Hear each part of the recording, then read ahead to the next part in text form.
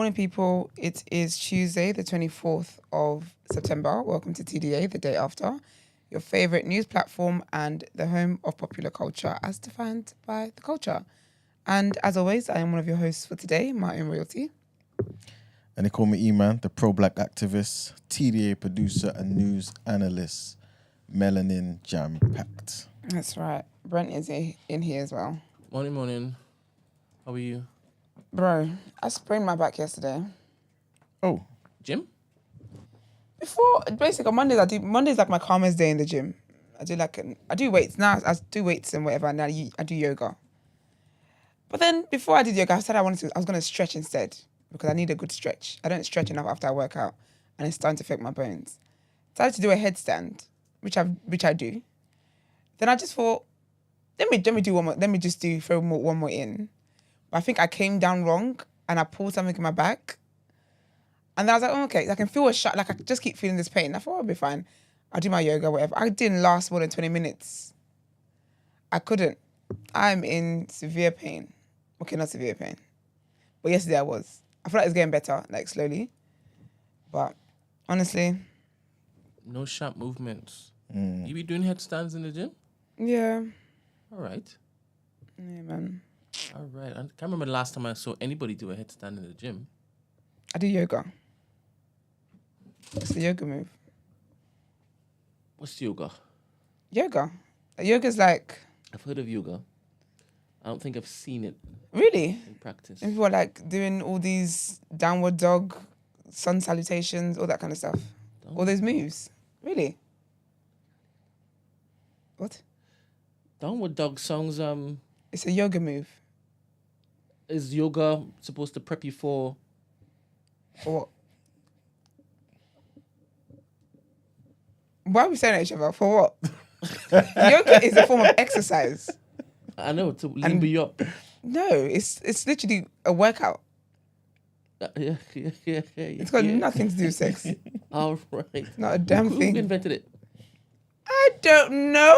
Am I How am I wrong? supposed to know these things? Who invented it? Russell Simmons.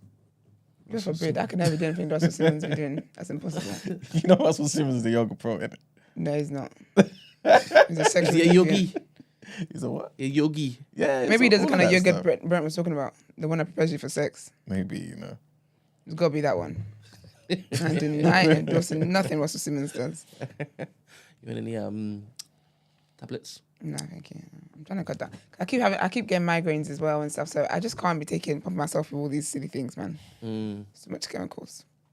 Yeah. But yeah. All right. Let's get into the headlines. Yeah, that's quick. Sorry. Iman, how's your day? Yeah, it's right, man. Yeah? Do anything special? Nah. On a Monday. Mm-hmm.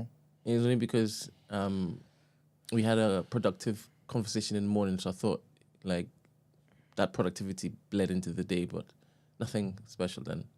I mean, that's nothing for... What productive conversation? Oh, private conversation. Yes. Oh.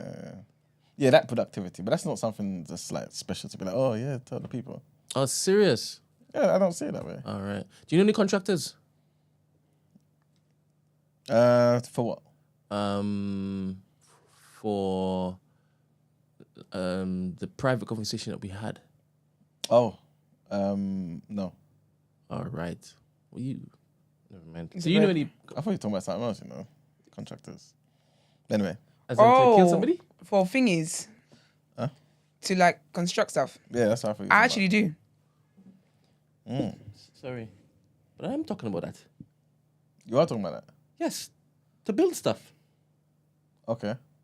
Oh, you're talking about the other... Okay, yeah, cool, you cool. were just... Were you in This the is what- conversation that you guys had No, privately? because we spoke about two different things. Oh. Yeah, we spoke about... Yeah, Okay. so you haven't got And much of The an other option. thing, yes, I do. The only thing I could be talking about. That's what I was going to say. You haven't got much of an option. You haven't got much of a list to go But that's through. why I said, I don't think that's something to speak about to the people, because I thought you were talking about the other thing. But anyway, yeah, the other thing, yeah. Yeah, I do, man. Yeah, as Yeah, in yeah. what? Polish? Around guy that is region. Around reliable? that region. My guy actually is. He did my mum's shop. Yeah? Yeah, my mum's gallery, actually. It's really sick. Come even they invited me to your mum's art gallery. I didn't know you then. I didn't know your mum had an art gallery. Yes, she did. This is so dope. She's an art curator. Yeah. Wow. Was kind of is now still, but Did she take any paintings home? Any pieces home? we actually did. Obviously, we did, and then my husband. So, Oh. where's your We need eyebrows? to shut a conversation down. It is. 'Cause I don't know what you're asking. We're doing discriminating. Like, I don't know what all of this is about. So, you want to have a conversation? Let's have a conversation. How's things now? Let's get into the headlines.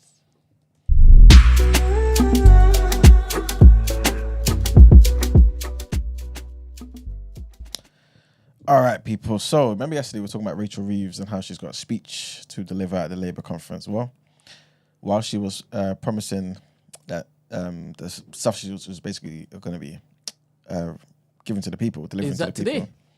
Yesterday. Happened yesterday. And she got heckled, man. They're 2 days, isn't it? Danielle's at the Labour conference today. She's doing she's moderating a panel. Yeah, Oh, yeah, nice. Nice. Big up, Danielle. 100%. Yeah, man. Well, Rachel Reeves has promised Britain's best days lie ahead as she sought to strike a more optimistic tone in her first speech to the Labour Party conference as the Chancellor. Reeves has been accused of talking the economy down by warning of tough choices to deal with what she says is a worse than expected inheritance from the Tories. In her speech, she said, "My ambition for Britain knows no limits because I can see the prize on offer if we make the right choices now." But she faced backlash from the trade unions and many Labour MPs and members over her decision to strip winter fuel payments from 10 million pensioners, with a conference debate expected later this week. To loud applause, she said that money belongs in our police, it belongs in our health service, and belongs in our schools. Conference, we want that money back. But yeah, she got heckled by quite a few people, actually, pro-Palestinian supporters. Next headline, and the RCN, the Royal College of Nursing, has said that nurses in England have said that the government's award of a 5.5% pay rise is not enough. 2/3 of the 145,000 members of the RCN who voted online said the rise was not fair. The pay award for 2024 to 2025 was announced by the Chancellor at the end of July, shortly after Labour won the general election. And in a letter to Health Secretary Wes Streeton, RCN General Secretary Professor Nicola Ranger said nursing staff were determined to stand up for themselves, their patients and the NHS. But the union is not planning to ballot its members to see if they want to take strike action. Instead, it's planning to see how the government responds to this vote. And the last headline, trigger warning on this one, people. And Harrods says that it is looking into whether any current members of staff were involved in any of the allegations against the store's former owner, Mohammed Al-Fayed. One former Harrods employee, known as Jessica, has told BBC News that a manager who still works at the store failed to investigate when she complained about Fayed's inappropriate behaviour. She alleges that she was pushed against the wall and sexually assaulted by Fayed in 2008 when she was 22. The store says that there's ongoing internal review, which includes looking at whether any current staff were involved in any of the allegations, either directly or indirectly. It also says that it's in direct communication with the Met Police. Fayed, for those who don't know, died last year, aged 94, and he's been accused of multiple rapes and sexual assaults by several women who worked for him, many of whom felt unable to report what had happened until recently. What happens when they find dead people guilty for stuff? Do they dig up their graves and like This is it. They can't kick do their that. body about a bit? I think they're just going to get I think they compensation. should dig up their graves, get their body out, lock the body up in like prison or something, and then just like dead people prison, just throw the corpses in there. And you just never get it back. Sadly, it won't make a difference, man. And Yeah, we're but just it's going like, to pay for it. and obviously sue them as well. So whatever money they've got left to their state, Yeah, I think that they'll do use that. But what about fair trials, though? What's a fair trial? Because the person's dead. Yeah. Unfortunately, should have been alive to defend yourself. So that's a damn shame. Yeah. Damn shame. Yeah. But yeah, that's it for the headlines. All right, let's get into a tricky. What are you saying? Topic of the day.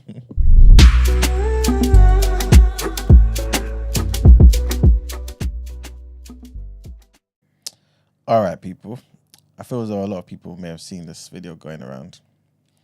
So Brent, if you don't mind, can you play the video? And yeah, man, let's tackle this. Let's. Is it really true? While Brent's loading that up, is it really true that black British men do not want black women? They drain me. I hope black British men will be on Discord to defend themselves. Yeah, man. Because when girls start talking, some of you start having heart palpitations. So, you know.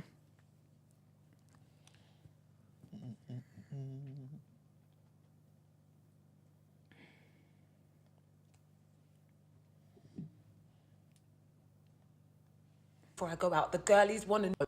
Okay, quickly before I go out, the girlies want to know if black British women are not dating black British men. Who are they dating? The answer is we're dating white guys. Both my ex-boyfriends in the UK were white. I'll tell you the type of white, like liberal white men. Like if you watch Love is Blind UK, Benaya, I was dating Benayas, and dating Benayas was great. They treat you very well compared to my other option, which was not dating at all, because the black men in my circles weren't checking for me. They were very much exclusively only dating white women, and they let me know. And to the black men that I did date, some of them had internalized racism. So there was things about my blackness they didn't like. So for example, I'm not seen as attractive in the UK. I'm all right, but I led with my personality more because I just didn't think I had the looks, and it was black men telling me that I didn't have the looks. Like some of the worst names I've ever been called ever in my life have been from black British men. So I remember I dated a black guy and he wouldn't like it if I took off my wigs at night to sleep. He wanted me to sleep with my wig on because he didn't like my 4C hair. And I would date like white guys, like liberal white guys that, at times would, when I'm too tired, would take my wig off for me and put it on a wig stand and brush it out. So, I think that black British women have decided to just go where we're wanted and where we're adored. And if that's white men, it's white men. And love is love and be happy. But yeah, I noticed, and we kind of all noticed that like a lot of black men in the UK have a preference and it's not us. But since moving to America, I've only ever dated black men. And I want to thank, again, America, sorry to be up your ass, but I didn't think I was cute until I moved here. Like, oh my God, I get approached by black men here and I get to date black men here for the first time in my adult life. I'm dating black men. It's nice to be adored by your own kind. And that's never really happened for me in the UK. And a lot of dark-skinned women feel that way because, like I said, the type of a lot of black men in the UK is white women or racially ambiguous, and I am neither. So yeah, we're dating white guys. Love is love. Date who you want. All right, I'm going out. Have a good night. All right. Well done. So, I just saw a tweet that says, your thing, Mary J, going to jail? And someone said, she announced her retirement album and tour today. Yes. These people are man. so funny, man. So flipping funny. Oh, and that's Benaya. Benaya's from Love is Blind UK, and he's a very, very lovely guy. Interesting, though. He's technically... What do people that remember about they don't have a home? Homo sapiens, I don't know. Is Homo sapiens the first? No, we're Homo sapiens. Yeah, but you always say we're monkeys. I don't know if Brent, are we Homo sapiens? I don't know, man. I don't know what he is. But anyway, he's one of the people that don't have houses and whatnot. I've got a roof over my head. Sorry? What'd you say? I've got a roof over my head. We thank God. But anyway, he doesn't have a house. He's just backpacking all over the place. This is the kind of man you don't date. Anyway, he's married now. They're married. He's a very lovely guy, though. Very, very, very lovely guy. Anyway. If you don't have anything, won't you be lovely, though? You'd be surprised. You'd be surprised. I've heard some girls talk about they take a man in, and he's a monster. You'd be surprised. You would think that, but people get very comfortable very quickly.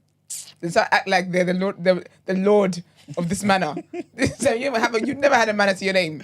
Crazy, Diabolical, crazy scene. So anyway, all the best, everybody. So yes, what's your thoughts when you first saw this video? First of all, my first thought, if you want to know my actual first thought, my actual first thought was, gosh, free us. We're never making it out of the hood. Word to Talia. We'll never make it out the hood. Basically, I just feel like, I think that people have their own experiences. I don't think her experiences, like, I'm not going to question her experiences of black men not finding her attractive, black British men not finding her attractive or whatever, because I don't know what her swag was like and whatnot. So she might not have had the aesthetics that the black British men wanted, or do you know what I mean? There's different reasons why. I can see that. There are women, the black women, black British women that some black British men don't find attractive. Okay. And that's okay because they're not the aesthetic or whatever it is. And also as well, it depends where you live. Because I think, obviously, London experience, there's more black British men around and whatever. But for the women that are like in other towns, Manchester, Birmingham, like Liverpool, Scotland, all these other places, I can see them being more with white guys than they are black. If you're from a town where you're the only black family, how are you gonna be with a black British man? Do you know what I'm trying to say? So I'm not gonna take away from experience. I just find it interesting when people say we. Yep. Who is we that's dating white men? I've never dated a white man in my life. First of all, mainly the Nigerian. So, do you get what I mean? But I'm not gonna take away from my experience. But I think that first of all, she's a comedian. London Hughes is a comedian. So comedians tend to exaggerate everything. Satire, right? Is that what they call it? That's the theatrical name and whatnot. So they tend to exaggerate everything because, first of all, when she says, the girlies want to, which girlies? The American girlies? Like when you say the girlies want to know what black women are, who black women are dating, that's a very stupid question because they'll be dating whoever, like they'll be dating all sorts. Like, do you get what I mean? But is there something that's going on? Yeah, because when I'm listening to her, in my head, I'm trying to think to myself, okay, cool. Let me just take what she's saying seriously. Yeah. Let's just say she's being serious about the fact that, you know what, she hasn't had the opportunity to date a lot of black men. Yeah. And black men have told her the worst insults and things of that nature, right? And so in my head, I'm thinking, okay, cool. That means your friends have similar experiences to you. Yeah. And then I couple that with the fact that a lot of the time we do hear black women say, oh, black men are not ready, they're not stepping up, things of that nature. And so I'm thinking to myself, okay, cool. With all of that being said, why is that even the situation? Why is that a situation where black women are kind of going out there and feeling as though black men don't want them? Is this because, like you said, they're from a certain demographic? Is it because maybe at the time that they were wanting the black men, respectfully, they weren't really up to par? Or is this like some internal issues that they're trying to project and blame men for? I think it's a community issue. There's something of black love. Obviously, the black love exists. Everyone hold on to your pants. Black love exists. There's people with black love and it's all beautiful and whatever. But black dating seems a bit more complicated for whatever reason that there is. Black dating is more situationships. So I don't even think it's like a black woman, black men thing. I think it's a black people thing.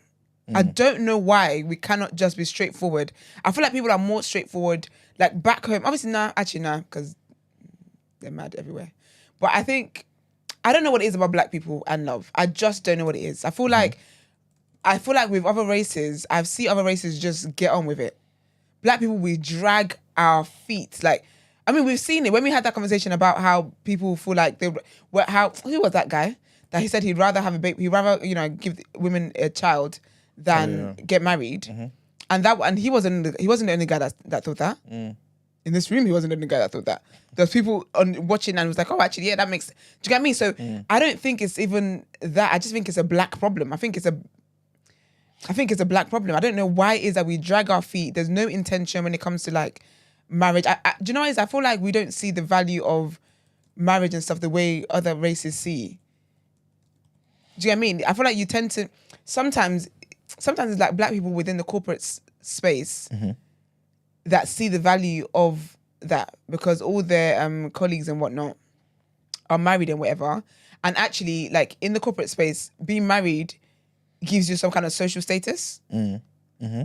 So I don't know what it is. I don't even think... I just think it's a black problem. It's a black issue. And of course, I know that I'm speaking generally, but of course, not everybody is like that because they're hella black people that are married and whatever else. But there's just something about dragging your feet, not wanting to commit, believing more in situationships than anything else, rather having babies and doing the whole baby father, baby mother situation than just settling down and just making a home. I don't understand it. But I hear what you're saying about it could just be a black problem. Yeah. But she's saying the problem was solved when she moved to America. Yeah, but people say that typically though. I've heard many women say that. Many black women say that when you go to America, like, because American men are more straightforward. What it appears, obviously, American women might have a different experience because they're American, because those are the people. The grass is greener wherever. Like sometimes the grass appears greener elsewhere. So even like for foreign girls, they might think, oh, but when I come here, British guys are really on me, blah, blah, blah. Do you get what I mean? Like, I feel like it works both ways. But I've definitely heard that, what's it called? I've definitely heard black women say that when they go to America, like, the guys are more just upfront about loving them and complimenting them. It actually, not even just like that. Even I've heard people even say that in Nigeria, like, back home, where like the guys are more just upfront about complimenting you and telling you they want to be with you and they want to, obviously sometimes they love bombing, so you got to watch out for that and all. But I feel like the guys are just more straightforward in other countries than it appears here, based on some people's experiences. Do you feel like she's also just trying to, I mean, I'm not too sure if it's the case, innit, but trying to justify why she constantly goes like to I don't think she cares about justifying that. That woman does not. She doesn't sound like someone she doesn't sound like she cares about having to justify that to anybody. And I love that for her, 'cause I feel like that's part of the problem as well. People find love in other races and they feel like they have to spend their entire black life explaining why it is that they're not with a black partner. Like no one cares. Well, she's talking to Christine, she cares. But other than that, no one cares. No one, just do what you're doing. But so I don't feel like she was doing that to justify anything. I honestly just feel like, I feel like she was just speaking of her experiences. But I can believe that her experiences could have been a case where they weren't, like, obviously I don't know how old she is either, but the experiences she speaks of is back when people were making jokes about dark skin girls being black and having nappy hair and just all those jokes that people get crucified for, rightfully so now. It sounds as though that's where she's come from. So I can understand that. But like, even I'm not sure. Yeah, I don't think Noreen would mind because she's saying it in the chat. But she's basically saying She's 35. 35. London. Okay. She's basically saying, I think this is an age difference thing. I'm closer to her in age, and minus the dating white men, because I wouldn't. But my experience is hers. Yeah. That's why I didn't understand when people were like, oh, if you like. Sometimes, yeah, when people say, do you know what it is? Actually, sometimes it's just a messenger. People have never liked London Hughes. People don't like London. There was something she did. Was it before COVID or during COVID? There was something that she did that made like Londoners turn. What was it? I can't remember what it was. But so people don't like her anyway. Was it this? Say that, please. Can you read that? You know So many white male comics silent on this issue, even the ones I've slept with. Black lives really mattered to you then? How about now, babes? No, it wouldn't be that because she's on Black Lives Matter side. There was something else. It was like some kind of scandal or something. Not scandal, but you know them scandals, scandals. But people don't like her. What she's saying doesn't sound wild to me. Like, what she's saying sounds very, very true. Like, when black women talk about the colorism that they dealt with back in the day and guys making fun of them and all that kind of stuff, that's what she's speaking to. It doesn't sound far-fetched. It doesn't sound like a stretch. It doesn't sound crazy to me. Like, I didn't watch that and think, oh my gosh, you liar. Absolutely not. But I don't know, like, there's something that because I don't know. I've not seen her stand-ups or whatever she does, it. I think I've seen her on one particular show or something like years ago. So I was surprised it was the same person. I liked her from then. But look at that tweet that she just said there. Yeah. Right? That to me just sounds like somebody who, obviously she wants the attention and stuff like this shit. But what type of comment is that? Like, no, but it's the same comment as when people were making and calling out the corporations for who use black influencers to advertise and market for not calling out Black Lives Matter. Is it the same? Yes, it is, because she's basically saying that white guys, you're happy to sleep with black women, but when we're talking about Black Lives Matter and we're protesting all that kind of stuff now, you're mute. But you lay in bed with black women. So what you like? But I could maybe say to her, well, then you should be mindful about the guys that you're sleeping with. But how would she know that? How would you know someone's racist if they haven't shown you that side? But I don't think it's racist necessarily if the guy doesn't want to speak out for Black Lives Matter. I do. I think it is. So I think it is. So that means you're basically saying that everyone's kind of racist who never said anything. Well, the shoe fits, Cinderella. Because what do you mean like someone's like there's this injustice going on, you don't speak out about it? You said nothing about it. But you've got black friends, black colleagues, black all around you, but you say nothing about it. You're complicit. If you don't call something out, you are enabling that thing. You are complicit to what that is. All right. So if we're gonna do that with the people that were enabling Diddy and whatever else, it works in in a lot of circumstances. If someone does something wrong and you know that it's wrong and everyone's calling it out and you decide to be quiet for whatever reason that might be, you are enabling that, because imagine if everyone was quiet, that person will still be getting away with what they're doing. Yeah, I think with the Diddy thing though, I think a lot of those people were actually attending and knowing about certain things that was happening to some of the victims. I think and white men who have been attending to black women. So now that it's time to speak about Black Lives Matter, speak up about it. I hear what you're saying, but I think that's more of an indictment on her, to be fair.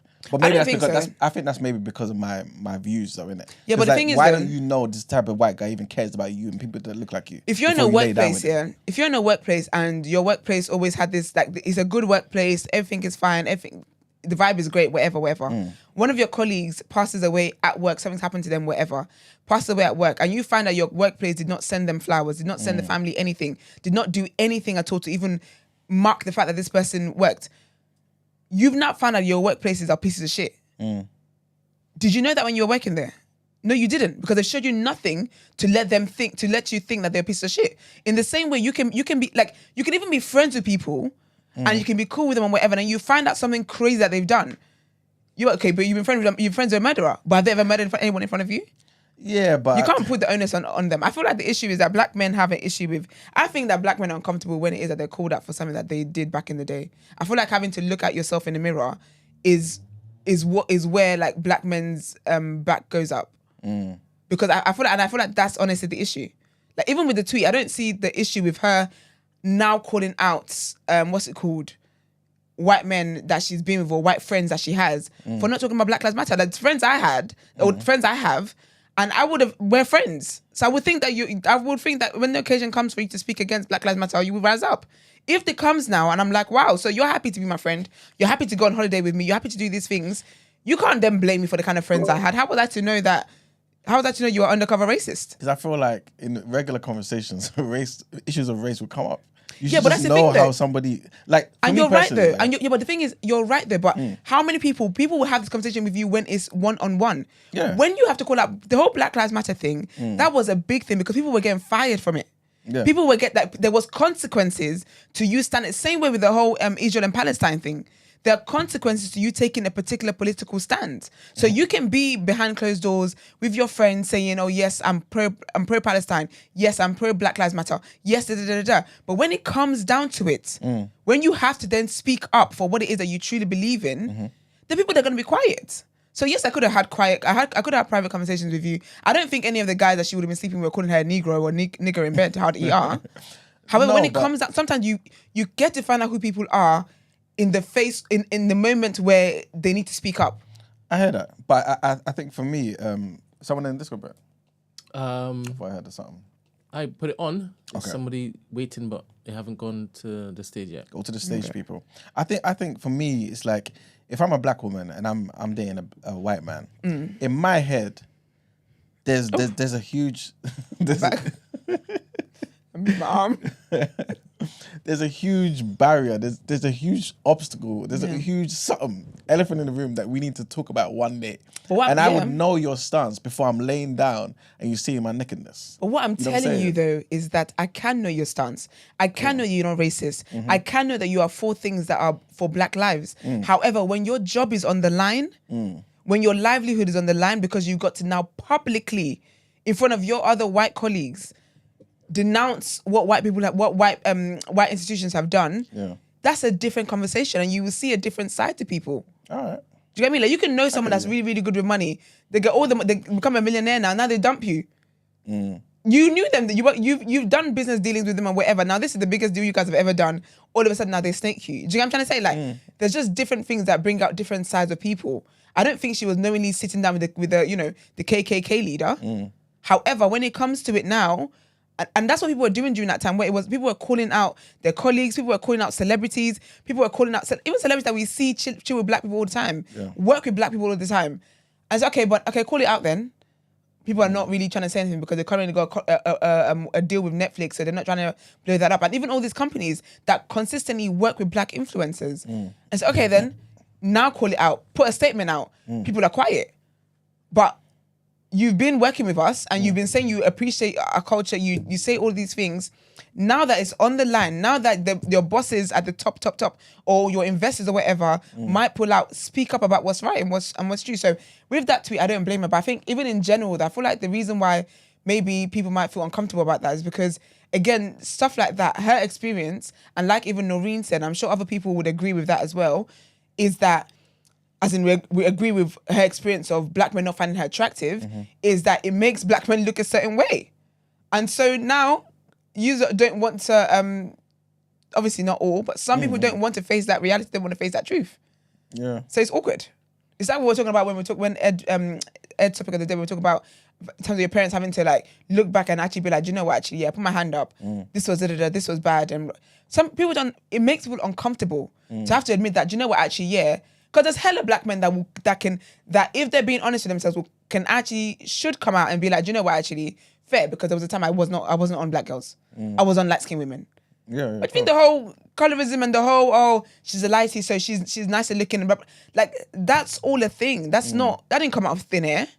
Yeah, true. So the thing is about these things is there's a constant dynamic, I think, that goes back and forth, because kind of like what you were just saying before about how, you know, black men may call dark-skinned black women blick when they were younger and things of that nature. But it happened to black men too, you know what I'm saying? yeah. And obviously some of them would have gone the white route as well. But Yeah. some of them would have stayed firm and be like, no, it's just a phrase.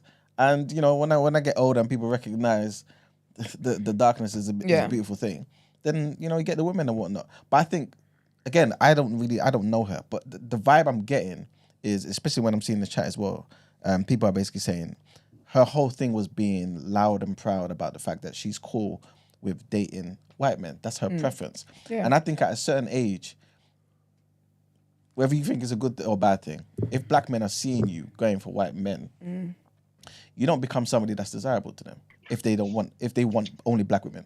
And that's fair. But the experience she's speaking about before she started dating white men was that black men were not finding her attractive. Which the way she sounds is that is probably one of the reasons why she ended up dating white men, because those are the guys who find her attractive. So she went where the love was. Yeah. So yeah, I get what you're saying. However, she's talking about the roots of it. Who's on the Discord? Good morning. Morning. BOE, how are you, girl?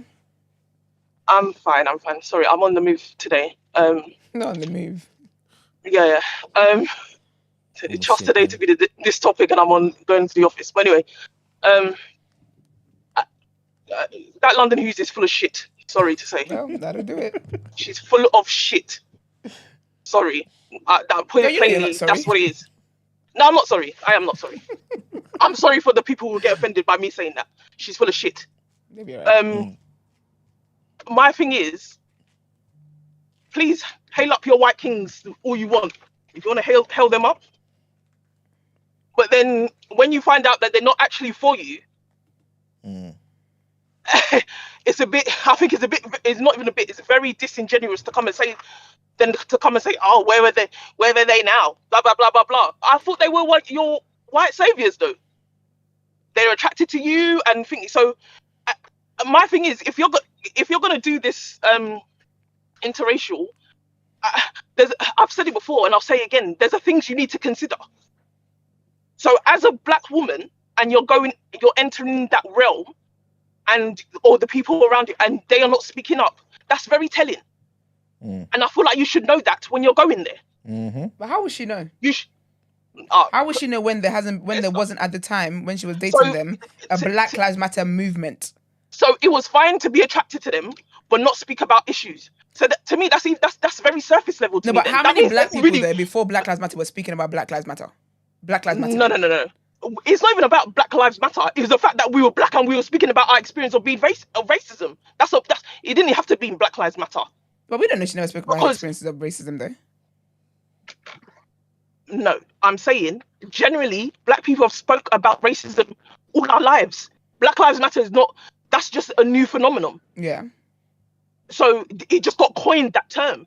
My thing is, if you're going to enter that realm, have you not seen the landscape of the realm you're entering? When even before Black Lives Matter and racism has been a thing, were those same people speaking up? or they were quiet, or you only realize because of the term Black Lives Matter got coined that now that no one's speaking up. Because apparently she's been in comedy for some time. So if you've been in comedy for a certain time, before Black Lives Matter, I'm sure she was in comedy. So when certain things would happen and they did not speak up, where were you? You were sleeping with them though. So when you were sleeping with them, why weren't you having conversations about this? Because when you're sleeping, I don't understand. These are certain conversations I need to be having.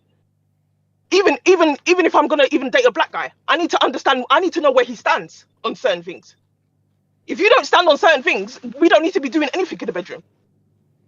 So my thing is, you went on to sleep with them, knowing full well they weren't speaking up before, but now when Black Lives Matter comes up, you want to say, oh, then where are they? They're not speaking up. Go speak to the people you were sleeping with. I just think it's very disingenuous. First off, and then her experience may have been her experience. I'm not even taking that away. My problem was she put a whole big fat we on there, and I'm thinking, who are you to speak for we? Because it's not me. We is 100% French. All right, lyricist. Is 100% French because she don't speak like that. To answer that question so boldly, to say, or who are black women dating? Oh, we're dating white men. Excuse you? I don't think anyone asked that question, you know. I don't think a damn person asked that question. Just wanted to do a video. She's contenting. And this is my problem. And this is exactly my problem because people want to use this for content purposes, and it brings up such issues where there is a point of contention. But the problem is us engaging though. That's the problem. I feel like people can go on the internet and say whatever they want to say, but once people are engaged, then the other person's won. Like London has won. Problem is, but Esther, in reality, reality is people put content on for people to engage and people engage. So that's not that ain't gonna stop now. No, but I know. Social media would just die. With a lot of things I feel like when we find things that are stupid. I saw that post. I didn't know we were going to white today. I was shocked. I saw that post. I said, we don't include me. Scrolled. And that was it. I didn't engage with it. I didn't quote tweet it. I didn't like it. I literally did not do anything but just scroll past it. If we did, I know it's not realistic, but really and truly, I feel like it's about time people start looking at a different formula. If there is, someone says something that's outlandish, that's crazy, that we do not believe in, we don't agree with whatever it is, scroll past it. They don't get the attention. Even though, yes, their intention is to put it out for people to engage with it, but if people don't engage with it, what are they going to do? Come to our house and force us to engage with it? So we are the ones who give light to these things. We're the ones who bring attention to these things. If what you're saying is bullshit, why does everyone feel like they need to be the ones to then cook her? Your tweet is not going to be different to the person who tweeted before you, person going to tweet after you. What is the point? But do you know people enjoy these things? So no, but I think that's a separate issue. There's a lot of things that people post, even aside from race, that's stupid that people engage in content with. But I think the problem is she has compounded talks already because of this whole shits and gigs thing. I think that's the problem. So obviously this is I feel like that's where this probably may have materialized from. Not to say that this hasn't been a discussion 25 million times. That's the point. But I 100% believe that this was just so already in the air. That is the point. The already in the air, it's coming across like the black British men's PR is in the mud. That's how it was coming across. I mean, that's how it was coming across. So now she's obviously come on and did this and just added fuel to the fire. That literally that's what it is. So of course there's gonna be engagement. People still ain't over shits and gigs, to be fair. That's still a point of contention for people. Mum, is it? So it's crazy, dog. Yes, love. It's 8:50. It's we're going. You talking about that with your child, okay? 100%. He needs to hear this. Facts. He needs to hear this. Kid. Tell her to raise a son. It's about facts. She didn't ask your opinion. That's 100%. She's right. You know, he needs to know. We're not playing about these things. Big up, little man. Got me saying that. Yeah. What, but babe? I just think, it just kind of compounded issue. Personally, your experiences. My problem is people going on public platforms saying their experiences and making it a general thing. That's what I don't like, and that's both ways, because there's been black men. Trust me, black men ain't exempt. They've 100% done the same thing, and I think my main problem is us as black people going on these public platforms to diminish ourselves. And this is where the problem is, where the likes of an Andrew can come and start feeling comfortable to say what he can say, because Preach, we preacher. don't respect ourselves. We don't respect ourselves, and we'll be talking reckless Yep. on public platforms about each other. Yep. Me personally, I hate it either way. There's no way you can be around me and you can talk anything that you're talking about either black woman, black man, and nothing. You can't do it. You wouldn't even feel comfortable in my presence in doing that, because you will know what I want. So, and that's my problem.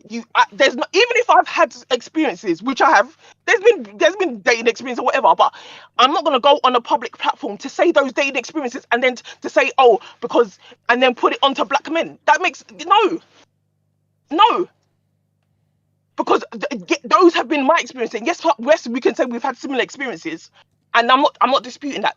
There's 100% men who have disparaged black women. There's 100% publicly, and the problem is we don't do a good job of quelling that noise, and why others feel comfortable to say what they can say. And that's my issue. We need to take stock of ourselves and why we feel like we can just do that publicly. Because I genuinely don't see other races doing this. I don't see them doing this. Even if they've got experiences, that is between themselves. They could complain till kingdom come. And you know what? They'll complain till kingdom come. But you know what? What's going to happen at the end of the day? Who they're still going to end up marrying? Who they're still going to end up being with? Themselves. They can complain all day long. But at the end of the day, they're still going to end up with themselves. But for us now, is the thing that we always must enter the realm of, oh, I need to go with others, or I need to go where the love is, or I need to do this, I need to do that. Like, we need to start respecting ourselves. I don't understand this. Boldly going on the public platform to say this is so shameful to me. It's so shameful. Like, please have shame. It's not necessary. Imi, I want to get your opinion on this. Imi says, let's be honest about the topic. Regardless how you feel about London Hughes, some black women are dating out more because they have no choice but to. And I think it's the same because the things that I've said about like the experience, it is the same for black men as well. It's the same for black men who might date white women or other women from other races because they haven't found black women who find them attractive. Because sometimes people go for certain aesthetics and then you just don't find that aesthetic in certain people, but you can't.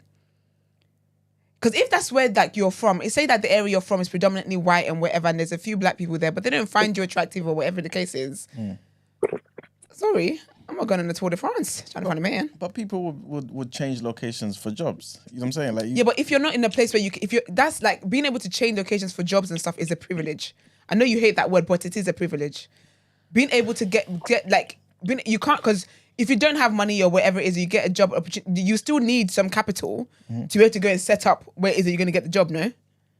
So stuff like that. Also family. Some people, if I don't want to leave my family, I shouldn't have to leave my family. If I don't want to leave the community that I've always been around, as in my family, my mum, my siblings or whatever it is, I shouldn't have to do that because, okay, when I go over to that pond, I might find whatever I'm trying to look for.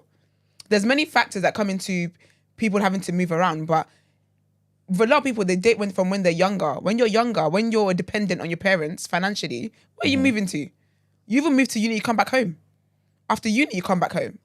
For a lot of people, so it's just the realism of these things. To be fair, but I feel like with black people's problem is a lot. It's a lot. It's a lot. I don't know where we start from. Or the best all parties involved. Yep. Chrissy's still there? I think she's gone. She's gone. All right, man. I think we can wrap it up there. Yeah. Oh, sorry, I was on mute. But yeah, I mean, please, everybody just have shame. Stop talking recklessly on public platforms. That's about it. Oh. Oh, that ain't never been bad advice. That ain't never been bad advice. All right. Well, I guess that'll do it. Yeah, man. Black love, man. Black love, black love. Lavondre says, do you think, I hate, you know when people that type in caps here? All the time, you know. It's a personal thing for me. I'm just like, why are you shouting at me? Morning, Lavondre. Lavondre says, do you think that naturally dark-skinned people should be each other's number one preference? I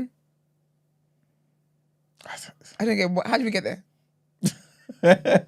How did we jump there? I don't get it. Did I miss something? Is it like a prior comment, maybe, Brent? It was I don't just know. something that came into his His heart, heart. man. So if we start doing like for like, you see that happens to kind of worms as well. Yeah. Because then people start saying, oh, the light skin ones are always sticking to the light skin ones. Mm-hmm. The caramel always stick to caramel. Dark skin to dark skin. Like, I mean, I wouldn't mind that though. of course you wouldn't. But Of course you would not. oh man. Yeah, no, Lavondre, what's your opinion, man? What do you think? Okay, Stacey says, hot take. I think women who have old girls, as in London's opinion, are looking for the Morris Chestnuts of the world to come looking for them, and that is just not their league. I think part of that is true. Yeah, too. their type is not interested. I think sometimes people, but that's the thing. I feel like sometimes your type is not, this is what I told the other girl in the dilemma the other day. Sometimes your type is not your type, but I also don't think that, I think sometimes you're not your type, but I don't think it's solely that. Okay. I feel like that's a bit of a reductive argument, I think, sometimes. Yeah, no, I agree with you. I don't think it's solely that, especially because there's so many women who I guess kind of go through that. But like we said again the other day, for the woman who wrote in, sometimes that's just a reality, man. You're not at the level of the people that you want, man. You want, yeah. But that's the thing, though. She's saying she was never at the level of black men. No, but it Why is could that be a the problem? because the black men she finds interested are of a certain level that are above her, And she that's never true. saw There could be that. It could be that the black men she was attracted to weren't attracted to her, but then the ones that attracted to her, she wasn't attracted to. Exactly. And then now she's painting every black British man with a particular brush and then going for the Benayas But who the want to fetishize her in the But bedroom. the issue, though, is that that's not just her experience. If it was a thing where it's solely just her experience, and we can say, yeah, do you know, this is just, then that's fair enough. But there's hella black British women, that are also saying, actually, yeah, retweet. I haven't gone for a white man, but yeah, retweet. Like, the guys who do not make me feel that pretty were black British guys. So it's not, you know what I mean? It's not, again, I don't know. I feel like sometimes some arguments are just a bit reductive. Was someone on the Discord, Brent? Yes. Our fave. Who's a fave? Why you didn't spoiler alert? Who the hell is it? She was supposed to pop in and pop out. Okay. Do you ever run out of red You have carpet? to unmute yourself. We can't hear you, Brent. Now we can hear you. Sorry, now we can hear you. Good morning. Morning. Good morning.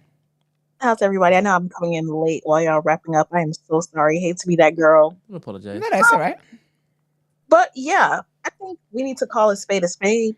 I think the women that often have this take is that they're looking for a very specific type of men who I wouldn't say would never approach them, because never say never, but like you're generalizing based on a weight class that you're just not in. And I think that referring back to the take I had in the chat earlier. I don't know this woman, so I don't really know much about her career, or what level of famous she is, if any. But if she's like a comedian who's pretty well known and she frequents those celebrity spaces, like, she needs to be realistic. And this is not me telling her to settle, but I think there's a general misunderstanding with women at large about the type of men, not that they think they can get, but like, we all cannot have Chris Brown. Like, and I think that because we're told all the time we should strive to have the best, we don't realize that best is a spectrum. Like, I get that the whole idea of attraction is based on what you see. So obviously the finest man is what you want, right? But I don't think there's enough dialogue about normal dating, if that makes sense. So when women come with this type of perspective, not that it's annoying, because it's not invalid, it's very valid, because our mindsets about the whole concept of dating is skewed, if that makes sense. And let me not say our, because I'm not a part of this, but I understand, I see that often. Just someone said something interesting and said that. So we're basically saying that if we're gonna say that her type was not her type or whatever, So then basically every black woman that's had this experience, we're going for men out of their league. No, I don't think I'm that's not so. saying No. that, but we have to be realistic about, okay, how do I explain this in better terms? What we have to question what settings we are looking for these men in. If you are expecting to go out, like, for example, a lot of women complain about their lack of being approached. Girl, you are going to the clubs. Like, who is being approached in clubs? Be very realistic. If you're somebody who is not the most conventionally attractive, and that's not to say you're not pretty, you can be. But you know the type of women that are approached in those settings. So why do you come home disappointed every time when you go fishing in those settings and you come back with no fish? Like, make the math. And I think that's the dialogue that often convolutes this discussion. Like, sometimes women need to take accountability for the skew or the slant in our mindset, and I think that's often where our slant is. Yeah. Yeah, I think, to be honest with you, I feel like with what she said, I just see more as more about actually the experiences some black women had growing up with, the experiences some black British women had growing up with black British men, because I've heard black British men, some say that they only like the ones I liked, dark skinned girls or black girls. Let's even forget the hues that liked black women back in the day. That they were an anomaly in their friendship groups. Like, there's black men that have openly said this. So I just don't understand the confusion that there was a time when black British women weren't desired by black men. How far back in the day are we talking though? Bro, I joined Twitter in 2009. Yeah. Black British men were still cussing black British women back then. But how old were Some they of the, though? sorry, but some of the tweets, I don't know. How old was I back then? I don't know. I can't do the math. But even then, like, some of them are older people, like older guys, like in their 20s. That's insane.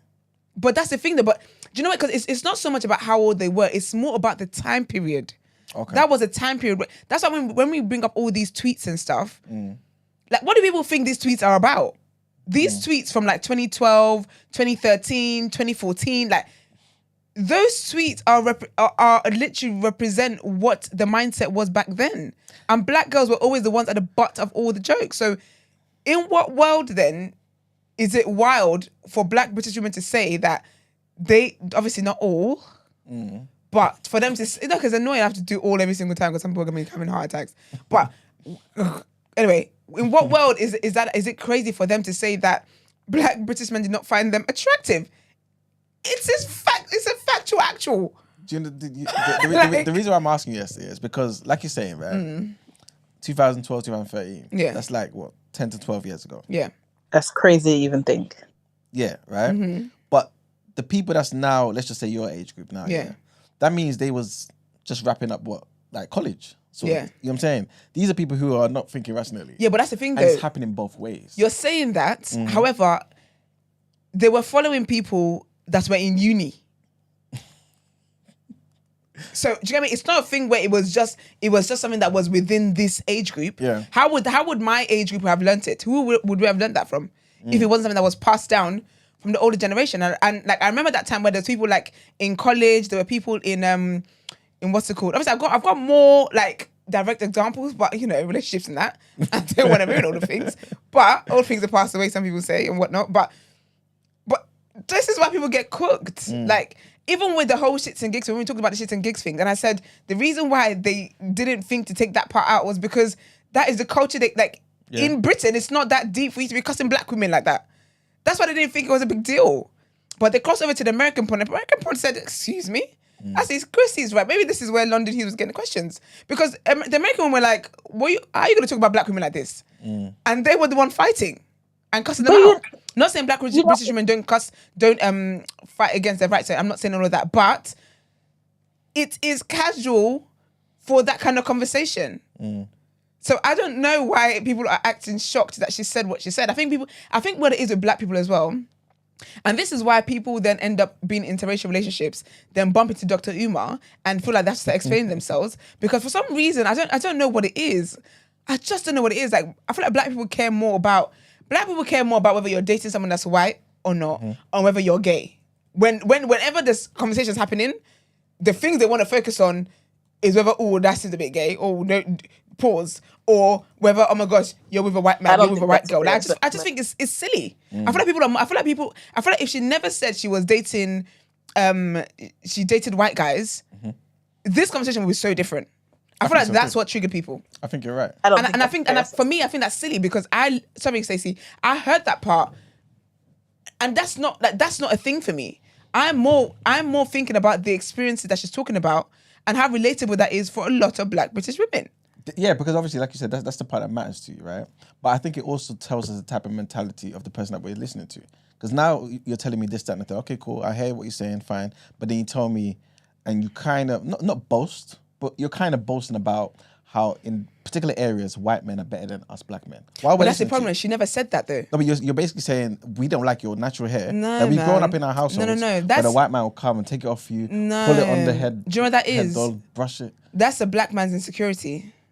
That's not an insecurity. Because it is an insecurity because she never said that white men were better. And this is the problem. Sometimes when someone is dating, because even Christy said like, oh, you're acting like they're your savior. She never said they were the savior.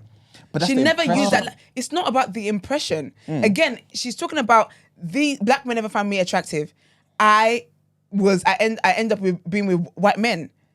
Two things can be true. Yeah. Black men didn't find her attractive. Yeah. She was with white men. Yes. Like it doesn't have to be a thing where black men didn't find me attractive, so I found my joy, because she went on to even say that black men in America love her, and she's with black men she's dating black in America. So she's not saying that white people are her savior or anything like that. And I feel like that's obviously you have people that when they are in interracial relationships they outrightly say that, but sometimes people just assume that's what people are saying, and they're not saying that. No, but when she's telling me that when she's with me, I tell her keep your wig on. Okay. And then the white guy is there saying, no, I'll help you take it off. Even when you're tired. Yeah. That means you're telling me one experience is better than the other. But then you tell her to take a wig off then. You help her take a wig off then. That's what I'm trying to say to you. No, but that's Even not if it's a real that's experience. not her problem. It makes you feel away. No, but she's you are the one that feels saying it. No, it So makes she's telling me that this is better than that. That's what I'm saying. No. It makes you feel away that this other person has treated her nicer than you treated her. That's the reality of it. But that's what I'm speaking Because to. if she said that, no, but she's not the one saying she hasn't called you a piece of shit.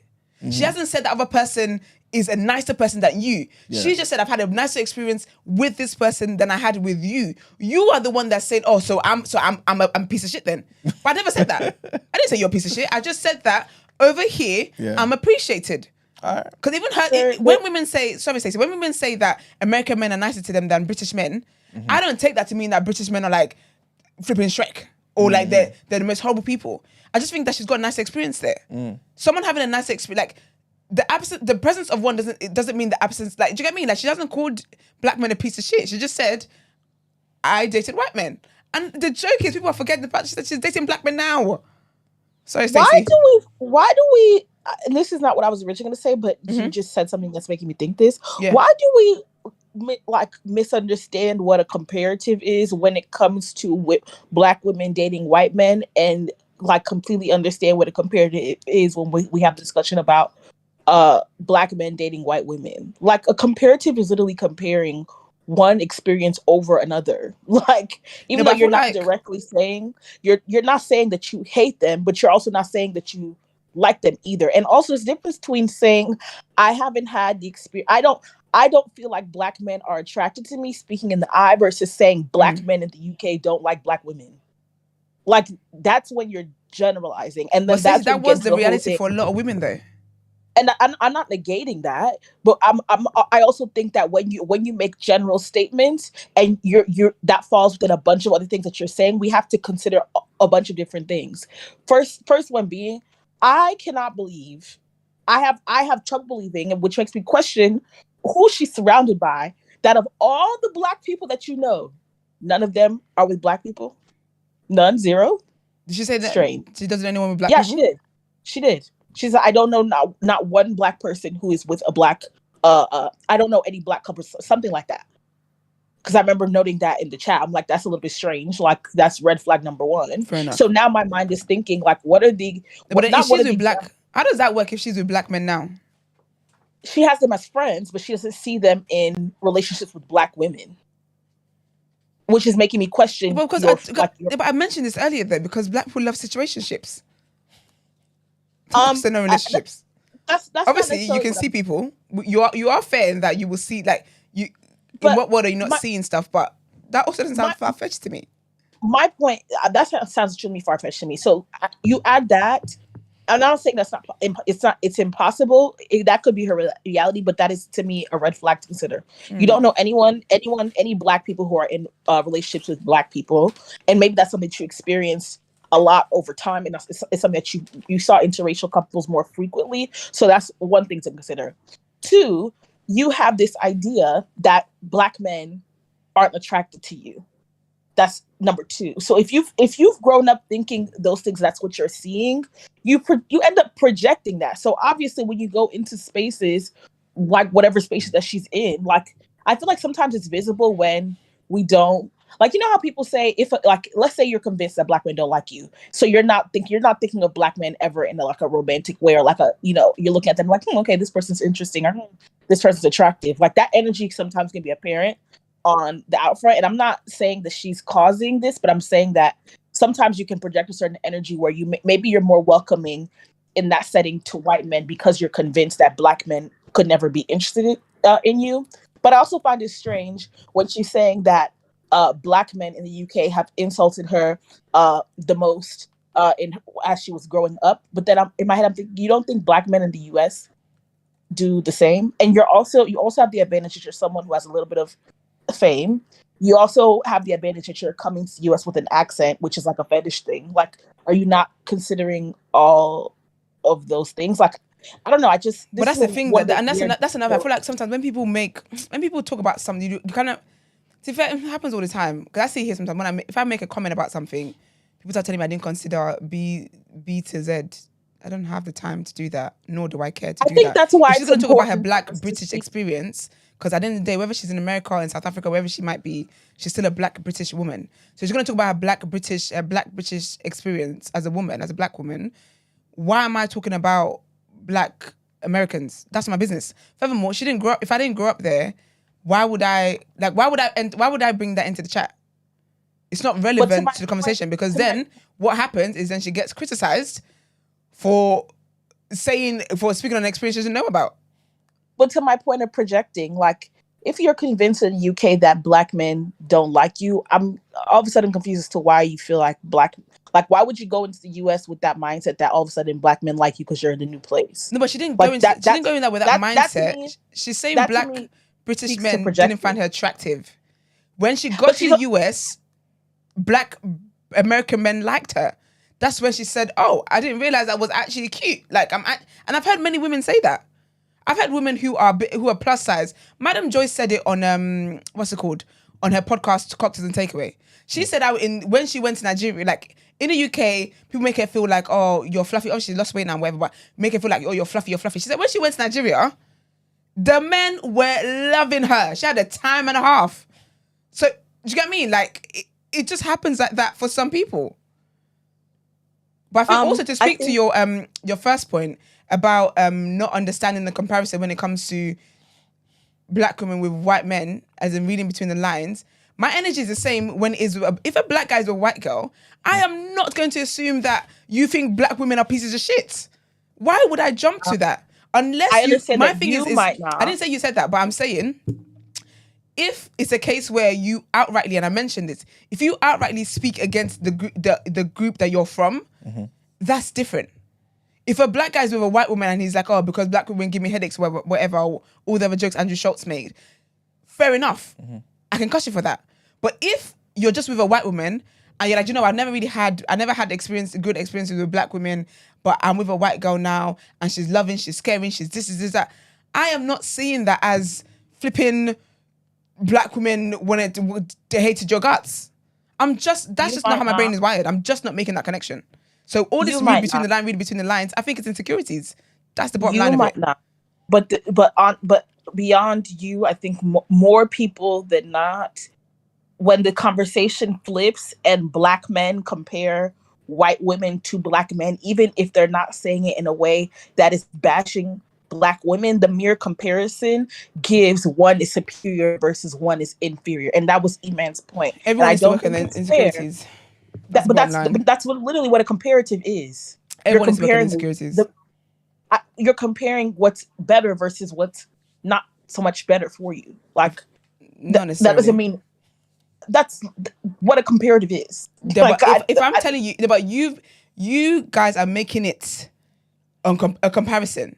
If I say I didn't have good experiences with black men, so I've started dating and now date white men, I'm sorry, and then you're taking not that to mean that black men not to stop you. are this Is and that that. not what That's a the you whole problem. point of what she's saying? She literally said she's talking about how black women, when she was speaking in we that we are not part of, black women are dating white men because black men are not approaching them in ways that white men are. That's a comparison.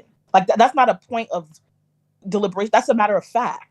Like we have a bad habit in today's universe of remixing literal definitions. But where does that It is say a that black men comparison. are pieces of shit? We didn't say that, but I'm saying that There when was we something that flip the Iman said, which is conversation- how this whole conversation started. That's what I'm getting to. Then I said it a few seconds ago. When we flip the subject of this and we're talking about black men who date white women, when they could there are many black men who approach that conversation in a way that bashes black women, and we have to address them as such. But some of them, they don't even bash black women. They're just talking about their positive experiences with white women, and because it is a comparison, we immediately assume that they're talking about black women inferiorly. That is what happens more times than not. And I love that you said the assume, because the that's literally the comparative. key. And that's my overarching point anyway, because we could argue semantics anyway. I think where this girl went wrong is that we need to start learning to talk in the I. Not black men in the UK don't date black women. Black men in the UK are not attracted to me. Speak in your personal perspective, because that general consensus thing, like sometimes your universe is not a reflection of the general public. Sometimes you can be a minority. And as someone who has some type of celebrity, whatever, some type of presence where she's known or she's a comedian, whatever she is, I don't know. She has to understand that her experience is going to be different in some areas, and dating might be one of them because of the pool of people that she surrounds herself with.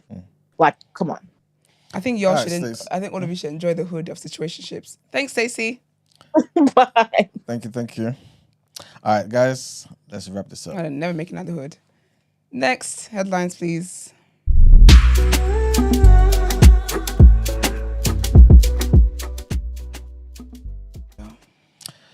All right, people. So, next headline. According to the country's health minister, at least 356 people have been killed in Israeli airstrikes in Lebanon, including 21 children.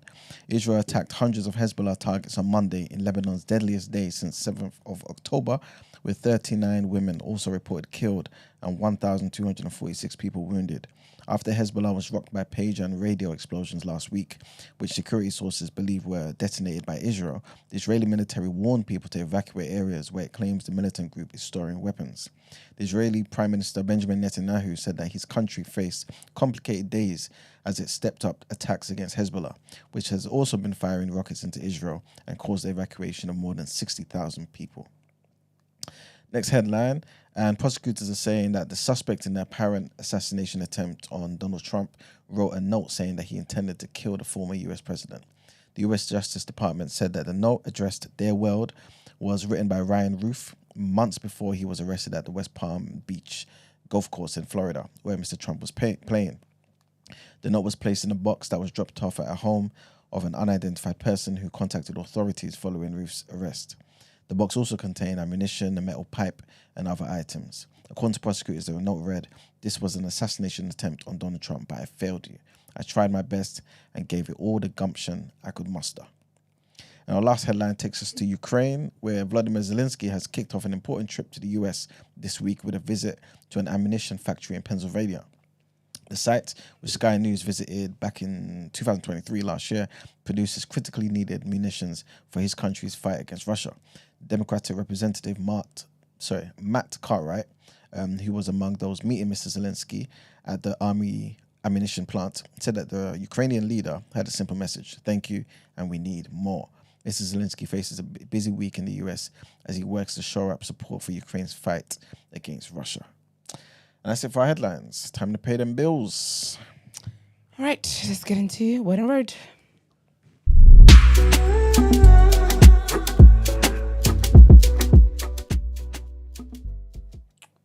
All right, I'm gonna give a quick summary of this because child, I was tired. There was what was it?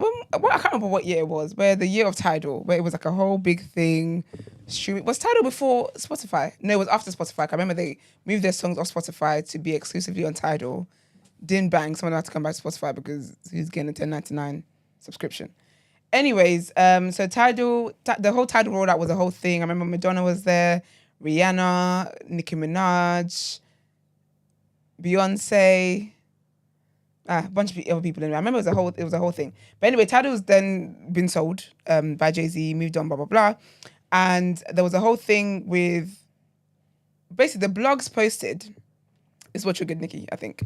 The blogs posted that 16 co-owners of Tidal reportedly received 8.9 million payout following Jay-Z's recent deal. Nikki saw that and was like, LOL, word. One of the blogs, she basically said that, cut a long story short, basically, she's saying that it's a lie. She's saying it was all, she said she feels scammed. She basically said that she found out randomly that Tidal was going to get sold. She said, I received a call advising Tidal was sold and they made no money on the deal, so all they could offer me was $1 million. But wait, there's more. The lawyer advised that Deseret advised him that I had to sign the agreement in 24 hours if I wanted the 1 million or the offer was off the table. So basically, she talked about, she's got a song called Fractions, saying that was, the end of that is her response, blah, blah, blah. But she basically goes on to say that she didn't sign it and essentially it was basically a scam. I do think she's falling out with Jay-Z. I mean, it's kind of obvious a bit because obviously she and Beyonce had they had like a period where they had songs and whatnot, well, 2 songs.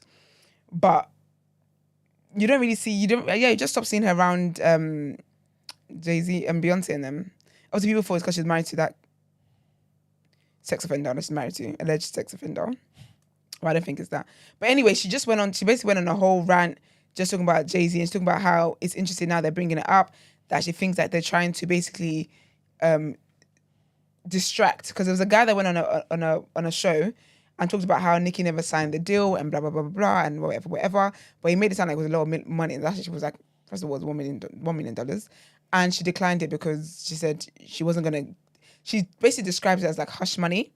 And then she goes on to basically talk about, she feels like all of this is happening now because they're trying to distract from basically Diddy. Basically Diddy's situation, because obviously Jay-Z and Diddy are friends and whatever. But it's just, yeah, it was the whole thing. Obviously, part of that, she did get cooked back because people are saying, if you're going to be out here talking about SA and you got an SL in your house, the math ain't mathing, sister. Anyway. What's the L? SO.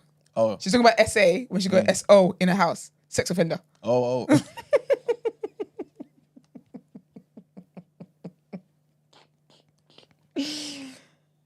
Sometimes, yeah, you just have to just say you were scammed and move on. Don't go on a rant talking about Aaliyah and all that stuff and Foxy and talk about R. Kelly and Jay-Z being friends and girl.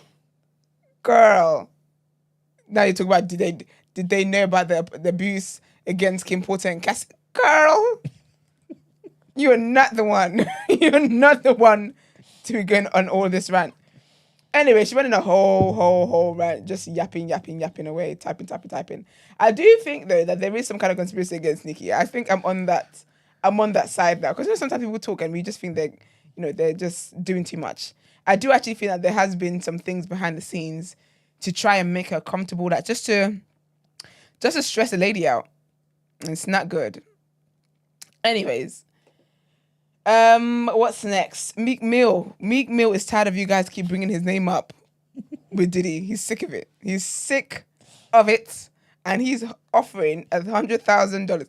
So there's a whole racketeering, like a whole RICO charge going on, a whole federal case going on, and he thinks 100,000. Did you see how much did he put up for his bond and still got rejected?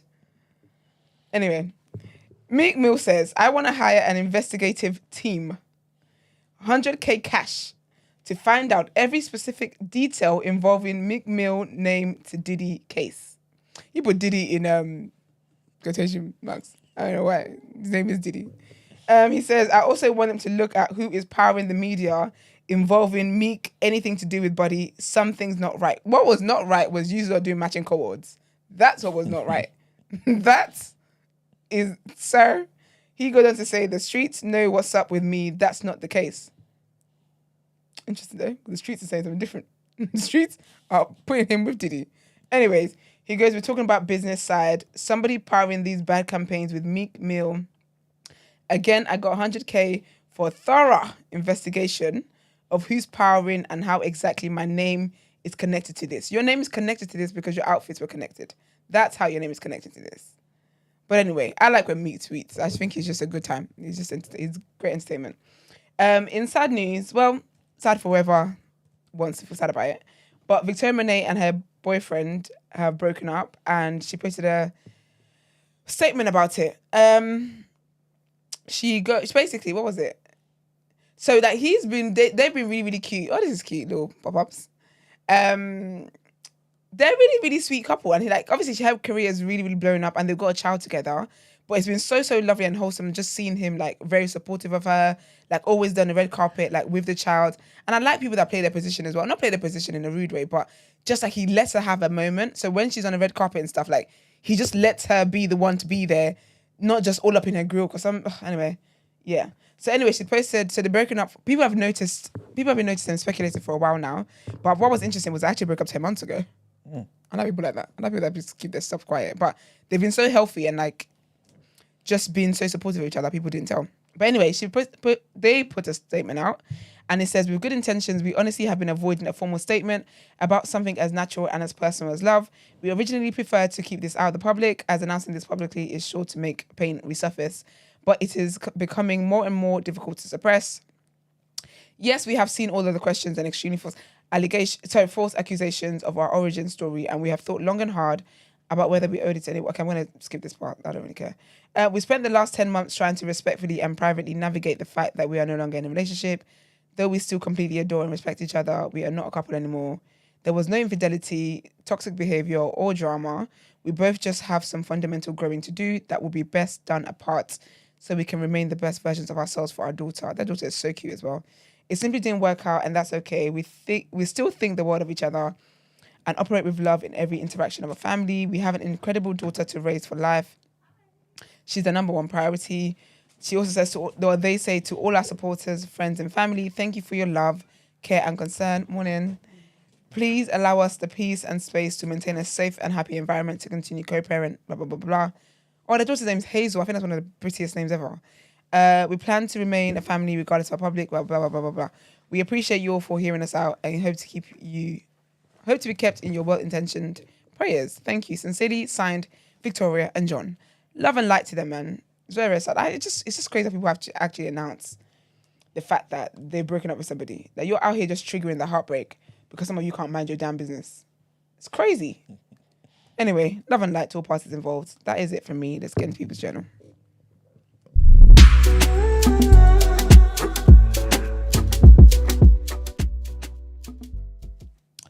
All right, people, welcome to the People's Journal, where I give you the news from an economics point of view. There isn't much to talk about today, yeah, but the main thing I do want to mention is, I would say about a month or so ago, I remember letting you guys know about how Lloyd's Bank and some of their sister companies, so basically Halifax, are basically opening up the first-time buyers options, basically, and they were allowing 5.5 times your salary as how much money you're basically allowed to borrow. Obviously, if you've got everything else in place as well. So on top of that now, Nationwide have come out and basically said from Tuesday, new borrowers could also request a mortgage, but now 6 times their income with a 5% deposit. So people out there who are obviously trying to save up and trying to, find certain properties that are within their range now have this opportunity. So yeah, all you need is 5% deposit, and now you can potentially borrow up to 6 times your salary. So that's a big jump from what it was before. The next thing I want to mention is the union representing thousands of workers that work employed by Boeing, basically have hit out at them, basically saying that their best and final offer is basically not good enough. They proposed 30% rise over 4 years, and the new offer also includes a reinstatement of a performance bonus and improved retirement benefits. So that's basically what they're trying to put forward to get. But obviously, Boeing, I guess they're waiting on Boeing to basically get back to them and see if they can actually come to some sort of arrangement. But at the moment, they are striking, and they've been striking since the middle of September, after they rejected the last deal. And the last thing I want to mention is, the boss of Superdry. Well, anyway, I mentioned before about how Superdry basically been struggling for a while. Well, he's come out, he started to snitch, man. And he's talking about Shein. Is it Shein, right? Yeah, Shein. Yeah, Shein. He's basically saying, Shein, right, they're allowed to dodge tax. And and the government needs to crack down on what they're doing. You know what I'm saying? So I'm thinking, why are you talking about Shein? Why don't you just worry about Superdry? But anyway, yeah, he was speaking to BBC, and he's basically saying it's unfair. They have an unfair advantage because the import duties are not charged on the lower value parcels that it sends direct to the customers from overseas. And that's basically allowing them to keep their profit margins and things of that nature, which Superdrug's not allowed to do. So yeah, he's just there complaining, obviously, while Superdry, pardon me, is failing. But yeah, Just pay your tax, man. It's silly. yeah, exactly. But I guess for me, I'm just thinking, why are you minding Shein's business? Just focus on your own company. You know what I'm saying? But anyway, that's pretty much it for the People's Journal. There isn't much to there at all. Isn't he asking for consistency? Huh? Isn't he asking for consistency? Yeah, What but Arsenal's asking for. yeah, I get it, but still, man, it's like This is part of the problem. just do your own thing, though. It's part of the problem I'm talking about with black people. Is they love to talk about snitches all the time, even in business. Gosh. Even if you don't like it, yeah, do what you need to do or whatever. But we don't need to know about this. Boy. You know what I'm saying? We don't need to know. And you people that buy from Shein, I'm not going to stop buying from Shein. People would never listen. People can't shame people Shein buyers, you know. There you And go. people, and the internet's been trying. You will not shame them. But yeah, that's it for the People's Journal. Oh gosh. All right, let's get into our interview.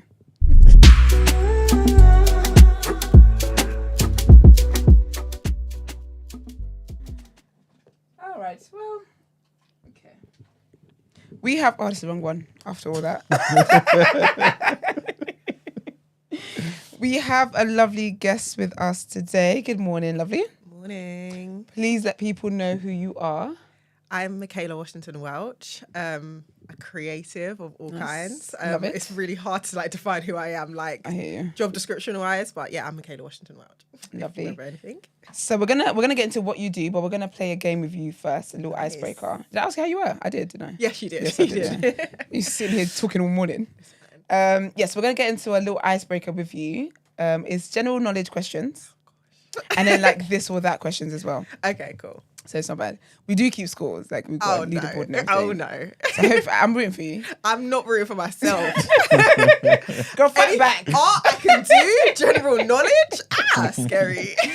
I'm so dead. But then also, if you don't know a question, just say pass. Okay, cool. So Cool, the more you answer, okay, cool. yeah, the more points you get. Okay. You good? You Yeah, ready? yeah. All I'm right. ready. I'm ready. Brent, are you ready? I am. Emmanuel? Should I go first? Yeah, no matter. Okay, I'll go first. All right. Cool. All right. 3, 2, 1. Abroad or at home? At home. 1,000 minus 11. Why am I fighting for my life? Wait. 900 You can pass it though. and 79? How many Jesus. letters are there in the word yacht? 5. Labour or Green Party? Labour. WC on a toilet door stands for what? Water closet. Rudolph Walker starred as Patrick in what British sitcom? Pass. Swimming or flying? Flying. TV license fee is used to fund what TV station? BBC. What black comedian's surname is a synonym for the word before? Pass. Kemi Badenoch or Angela Rayner? Pass. I don't even know. What is the main ingredient in palau? Palau. Palau. Palau. Pass. What's the capital of Brazil? Is it Brazil? Brasilia? I'll Yeah. give you that. Something like Big that. or small? Big. Finish the sentence. Boycott. It could be anything, girl. I don't even know. Karens. There you go. I like that. Karens. Fair. Absolutely fair. Fair. It wasn't too bad, I don't think. I anyway. panicked. Oh my Yeah, I feel like god. it does. well, though. There's something Wow. about that. There's something about. I find it's a psychological thing about knowing that you're under time pressure. Yeah. The music that's played, and you got to answer as many as you want to. It's true. I was like, what's going on? So when we watch game shows, we always think, oh, I can do that. It's not Yeah. that bad. Even when you said abroad and at home, I said, why did I say at home? Obviously abroad. I'm so done. That's so funny. Well, that wasn't too bad. That wasn't too bad. Okay, can you let people know, please, what type of what do you do? What kind of content do you make? What kind of Stuff do I do? Okay, so a little bit of background history. I used to be a teacher. So I was a teacher for about 7 years. I started off working in a PRU, so a pupils referral unit for people who don't know. So when kids get kicked out of mainstream school, they go to a PRU. Then I decided to go teach in China for about a year, which was a great experience. I got to travel Asia. I went to about 10 different cities in China. Did you speak any Chinese languages? No. I learned a little bit of Mandarin here and there, but my kids were very good with English. Okay. And I just was helping them with their oral skills. So giving them the confidence to actually be like, I could speak English. Okay. So yeah, it was very different, but it was a beautiful country. It's massive, but it was gorgeous. I then came back to do work in another school where I was teaching kids with SEN. Yeah. Then I started my teacher's training in art and design. So I've been doing that for the last 4 years. I just came back from Dubai last December. I was teaching out there and I was the head of art. So I was just kind of like, I really obviously enjoy creativity. This year was just me kind of finding myself, trying to figure out what kind of creative bag I really want to go into career-wise. So I've been planning a Black History Month exhibition. Can't believe it's a week away because I've been planning this since Feb. Oh, wow. Which is crazy. In between, I've literally been the creator, the person who does the marketing, the graphic design, bit of photography, getting our socials up, putting our website up. Yeah. So I've done a lot. So that's why I find it really hard to just say what I do. But yeah, I think anything creative really sits in my heart, and anything to do with bringing our people together is something that, it just comes naturally. I think even like I went all the way to Dubai, I found a group of like 4 Black girls from London. Nice. How? How? But just like kind of finding our people and getting people's stories out there is something that I love doing. So having this exhibition, I want to focus on just Black creatives that don't get celebrated on a day-to-day. And secondly, I think when it comes to Black History Month, number one, it's always a last thought. And number two, it's kind of negative. So I just wanted it to be focused on all of the amazing things that we do every day. Celebration, and just celebrating those things. And I think people forget that we are creating the generation of next Black history as well. The way that we're currently living today and the things that we're doing with each other, we are making like history for the people in the next 10 years. That's kind of a summary of That's really everything good. I do. How did the idea of the exhibition come? Like, how did that come to you? So in 2020, I had my solo exhibition. And I actually said, I was like, this is amazing. It was expensive to rent out a space. But I was just like, I really would love to do this in a room full of Black people. Yeah. So it's something that's been on my mind. Obviously, time hasn't been on my side. But this year I was like, I have the time to just pause on life a little bit and I can actually plan it. Yeah. So it's been a long journey, but I'm really excited to see it all come together as well. And like, what kind of stuff do you have there? Like, what kind of things are you showing? So I have about 10 different creatives. Nice. So I've got photographers, I've got people that do a bit of mixed media. Nice. I've got typical like canvas, oil painting on canvas and acrylic. Beautiful, yeah. I've got about 3 people from America, Nice. and the rest are from London, UK. It's just a variety. On the Saturday and Sunday, we want to do like a family day. So get nice. like the community together, have like little workshops. I've got dancers coming in, like kid dancers coming in and nice. stuff like that. So just a range of different things. I think sometimes when people say creative, they only think of like art. Yeah. They don't think of like musicians and content creators and all of these things that come behind creativity. So I kind of just want to emphasize that. And I think when people hear an art exhibition, it's just like, oh, it's just paintings. Yeah. Whereas there's so like, much art. there's so much art that we can deliver. So yeah, I'm really excited, and I'm like so proud of the artists as well. Like some of them are coming out of their shells. Some of them have never done an exhibition before. Obviously, some of the Americans, this will be their first time exhibiting their stuff internationally, which is like a really big deal as well for a creative. So I think it's just a beautiful opportunity to like see so many people have like their small wins like in one setting. Yeah. Did you headhunt these artists or? Yes. Sorry, one sec. Brent asked, did she headhunt the artists? We got some artists in our community. Because we've got some artists in our community. So I'm just repeating what I said because away from the mic. Yes, so a mixture of both. Some people I found like through Instagram, socials. I did do like a form the beginning of the year to be like you could apply to be part of the exhibition. nice. And then we kind of like looked through them to like kind of vet which ones will go together. But yeah, I think I would definitely do it again at some point. And as I said, this is my first time doing a group one. So it's been challenging kind of getting everyone in one space. But I think if I was to do it again, it'll be much easier to find a pool of creatives. I found even so many people on the journey as well. People have come through and been like, oh, I really would like to be a part of it. But I kind of like sourced everyone by May. So yeah, it's been a long process. So you mentioned all the things that you actually did. Why don't you get some help? I think it's a bit of the teacher in me. I am very super organized. However, I feel like I could have definitely applied for funding and that would have helped source other people. I think I thought of that a little bit too late in the process, which then the funding would have come too late. So yeah, I think, as I said, this is my first time doing something of this scale. So it's a learning curve. Definitely a learning curve. Sorry, go. Go. I was gonna say, has it gone like how you, like, have you needed like any kind of sponsorships? Because I think if you did like planning it in so early, because like you said, with Black History stuff, like companies and all these people that are fake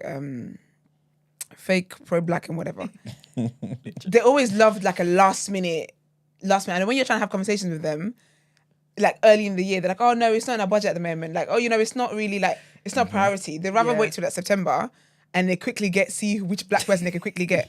So was that difficult, that part? To be fair, I didn't actually source non-Black people to collaborate good. with. So I actually focused on Black businesses. However, it was more of as I said, financially, it was a thing of like, how can this benefit both of us instead of you give me money and this benefits just me. So some worked, some didn't really work. And as I said, like, it's a learn experience. Like now I know that number one, I could have applied for funding, which would have made it much better because then I could have paid those Black businesses to then be a part of it. And I was thinking the money that I've saved to invest in this, I'm going to invest in as much Black businesses as I can, instead of just sourcing out to other people. So like even for instance, my open night, the gallery itself, they gave like a drinks package. And I was like, if I'm about to pay that much for a drinks package, I may as well just collaborate with a Black owned business, which is on site. So we've literally done that and I've invested money into that rather than paying for like, the general one. Very well thought out. I've tried. Well thought out. Well done. That's really amazing. tried. Thank you. Really good. And you... Sorry, go on. No, you go. No, you go. Because I was going to ask about your solo exhibition, Black Twitter. Yes. What was that about? It's called Black Twitter. Yeah. Yeah. So I called it hashtag Black Twitter. I think this was the time we was in lockdown. So much was going on and we was all at home on social media. And I think Black Twitter is like a whole different side to the internet. Black Twitter is exactly that. It's just a different side. It is. Different experience. It can be wholesome, but it can be toxic. So I kind of wanted to do an exhibition on the conversations that we have on Black Twitter, but do it visually. So for someone who maybe doesn't access that side of the internet, I can creatively explain the things that we discuss in a creative way. So, for example, I spoke about hashtag men are trash. Obviously, everyone came up to me like, oh my gosh. But then when you read it, I thought, I'm an aunt. I have 7 nephews. So I think sometimes what we forget, especially as women, we only think of one side of men, especially in relationships, and the way that they are toxic in relationships. However, there are so many other things that come with a man, not just how they treat you in a relationship. So it was like kind of a reprogramming system. So it said men are trash, and then it was crossed out. And then I was like, men are entrepreneurs, men are caring, men are fathers, men are all of these things that they are, which are positive, instead of just focusing on the negative. And as I said, like being an aunt, I don't want my nephews to grow up in a community with like they're just hearing that and then feed into the stereotype as well. So that was just one example. I spoke about like men's mental health as well, and just pretty much everything black. And I think also like another conversation is I remember being in primary school and being bullied for my lips. And now everyone's getting like lip fillers and stuff. Girl, I need to stop. And I will never forget my dad. I remember he looked at me and he was like, come. He made me look in the mirror and he was like, yes, you do have big lips. You do have a big nose, but you are black. And he was like, and these are the things that come with it. However, just because they're big, it doesn't mean that it's not beautiful. And honestly, like I had to keep telling myself that as well. So I think it's just really important for us to embrace like what we have. And it's annoying, obviously, to grow up on the other side and see that the features that I got bullied from for the people that looked like my bullies are now trying to get those features. Getting those features, which is very ironic. So I had like conversations about like black women and our lips and our features and sometimes how we're overly sexualized for those things that come naturally to us, but however, like people are literally making money in the beauty industry to look like us, which is crazy. so Wholesome. How long did that take you to plan? How long did it take you to plan that solo one? Not as long. So obviously it was lockdown. So I was just literally painting every day. And I booked, I think, the gallery space before I knew lockdown was going to happen. So it was kind of like I didn't know if it was going to happen or not. But it was much easier because I just had to look after myself. I literally just had to focus on my paintings and my stuff, which was much easier. I think obviously overseeing multiple people, and this time I've collaborated with other people, it's been a bit more challenging. But really good as well because I've learned, I've interacted, I've networked like crazy. So I think I've met so many amazing people on the journey as well. It's really cool. That same exhibition where you wanted to kind of make people see the things that are discussed on Black Twitter from a different perspective and learn something new. Did you learn something new whilst doing it and creating the exhibition? Yes, actually. I think I tried to create artwork. Sometimes it's not always visually, the cliche way people would anticipate. So I think that exhibition in particular, I had about 300 people come. And loads of them were strangers. And it was really beautiful. I remember there was one lady, I think she was from South Africa. She came up to me and she was like, this is amazing. She was like, I'm so happy that I came. She was like, I saw it and I'm really glad that I came. Like, I learned something new. So I think, number one, it kind of just made me learn about the things that I am doing is kind of, like the thought process and the execution is aligning. And also just like artwork doesn't always have to be cliche in order for people to receive it. So I think that was one thing that I learned, and it also kind of boosted my confidence a little bit to be like, okay, the ideas that's in my head is translating well to the public. So that was really important for me as well. And it's not always about selling artwork or whatever. I think as I've learned that I like to create work that sits well with people, and it's not always about the money that you make after it. It's kind of about the message that's behind my work. So Okay. That's really good. Where did all this pro-blackness come from? I think my dad. He's a great man. Honestly, I think my dad. I'll be honest, you got such a strong name. Like you got like your name is very. You got a powerful name. It really like you is. could. I feel like you couldn't have your name and not be pro-black. Yeah, but it's the funny thing about my name is I feel like it sounds really white on paper. No, I think it sounds very powerful. Really? Like it sounds like you come from like a family of activists. Fair enough. I don't think my mum is as much, but my dad definitely is. Yeah. And my name, I'm very aware that gets me indoors. So I think like people always see it and think that I'm white. I walk in a room and they Surprise! start remixing my name. I've heard Michaela. I'm like, why are you making Michaela Okay. exotic? It's just. Oh, yeah, they might think you're French, actually. Yeah, maybe. Yeah. Some people say American because of the Washington. The Washington definitely makes me think American. Yeah. So, but definitely the pro-blackness has come from my dad. And I just think my life experiences as well. I just think growing up in South London, our community is just lit. Like, I don't know how to explain it. Yeah. And obviously I've traveled a lot. So I've been the outsider, but I've also interacted in other cultures. And then I just know like the vibe that we have, even just like London black people is a different kind of vibe that doesn't always translate in other places as absolutely. well. So like with all the struggles that come with being black, I absolutely love it. You see, I'm glad you said that, yeah, because I'm trying to figure out how it is that obviously a lot of us can have the same sort of background, South London, East London, whatever it may be, right? But then have certain experiences that make us maybe deviate from, let me not say the road we should go down, but you know what I'm saying? Like, for example, earlier we were talking about, what's her name? Lauren London. London Hughes. Lauren London. Sorry, London London Hughes. Hughes. Lauren London is minding her business. Literally. Yeah, she was talking about how. Do you know who London Hughes is? No. She's a comedian. She's a London comedian, and she basically used to live here, then she moved to America. Okay. I think that's why she got cooked. It was to do with her comedy, like going to America or something like that. Oh, was it? I think so. I can't remember now, but yeah. But yeah, sorry, go on. Yeah. She basically just talking about how she started dating white men because black British men don't like black women.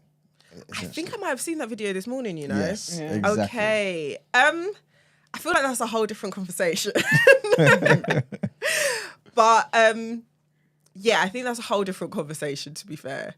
Because I feel like some people obviously will have the same experiences as her, but not do the same thing she did in response to those experiences. Yeah. And basically what I'm trying to ask is, do you feel like it's because of the foundation and the background that, for example, your parents instilled in you? It's a good question. I'm not sure. I think it's like a combination of things. I feel like even just small things of feeling safer around black people. And I'm sure we've all experienced this, especially growing up, being in corporate roles. There's a different kind of safeness you feel when you see a black colleague in comparison to the rest of the people. Yeah. I remember even going to Dubai actually, and when we started, we had about 100 new staff. And then there was me and one black girl, and the rest were whites, Asians, mixture. And I remember they wanted us to write a teacher profile and was like, what's your reasoning for starting teaching? And I was just like, I can't write my reason because it's too political. And then one girl was like, what do you mean? And I was just like, well, I wanted to be the person that I didn't have. Like, it's very rare that there's a black teacher in a school and that you can relate to as well. And I said, there's a different kind of role model as a black teacher. She was like, so why don't you just write something about diversity? I said, if we look around this room, we would say diversity exists in this room, right? However, there's a difference between diversity and there being 100 people in this room and there being 2 black women in this room. There's 100 people and there's 2 black women. So you can't tell me that's diversity. So I don't know. I think it's probably the way that I was raised and just like, sometimes you just have to see things for how it is. And obviously being a teacher, I've always not wanted the younger generation to feel like how we felt growing up. So as much as I could protect them, I will. Which is very exhausting, very, very exhausting. But I feel like if we all do a little bit, it becomes much easier. Yeah. Especially just like, as I said, like there's so many successful black content creators. I remember even like the kids in school, like talking about them. And I'm just like, that in itself is so beautiful because they have people to look up to be like, yeah, I could be like this. I could do this. I could be successful in acting or this or that. So I think it's just in my blood at this point. Good. How do you decide what like political issues to tackle? So if you're doing an exhibition, what goes into that creative process? I think I try to not do things that's far-fetched out of my lane. Okay. So things that I can, number one, relate to and I've probably experienced, whether it's firsthand or through the experience of like my peers. So for example, like when I was talking about like the when I was focused on like black men, I could do that because I've got male friends who's had the experience. I've seen them go through emotions. I've seen them go through depression. So it's like I can witness that firsthand, so I can speak on it. I don't kind of talk about things that's too far-fetched out of like my personal circle. So anything to do with like blackness, womanhood, I feel comfortable with. Anything outside of that, I don't. I don't reach out of that. What would you? This might be quite difficult, but what's your favorite artwork? Like your favorite piece that you've produced, and why? My favorite one.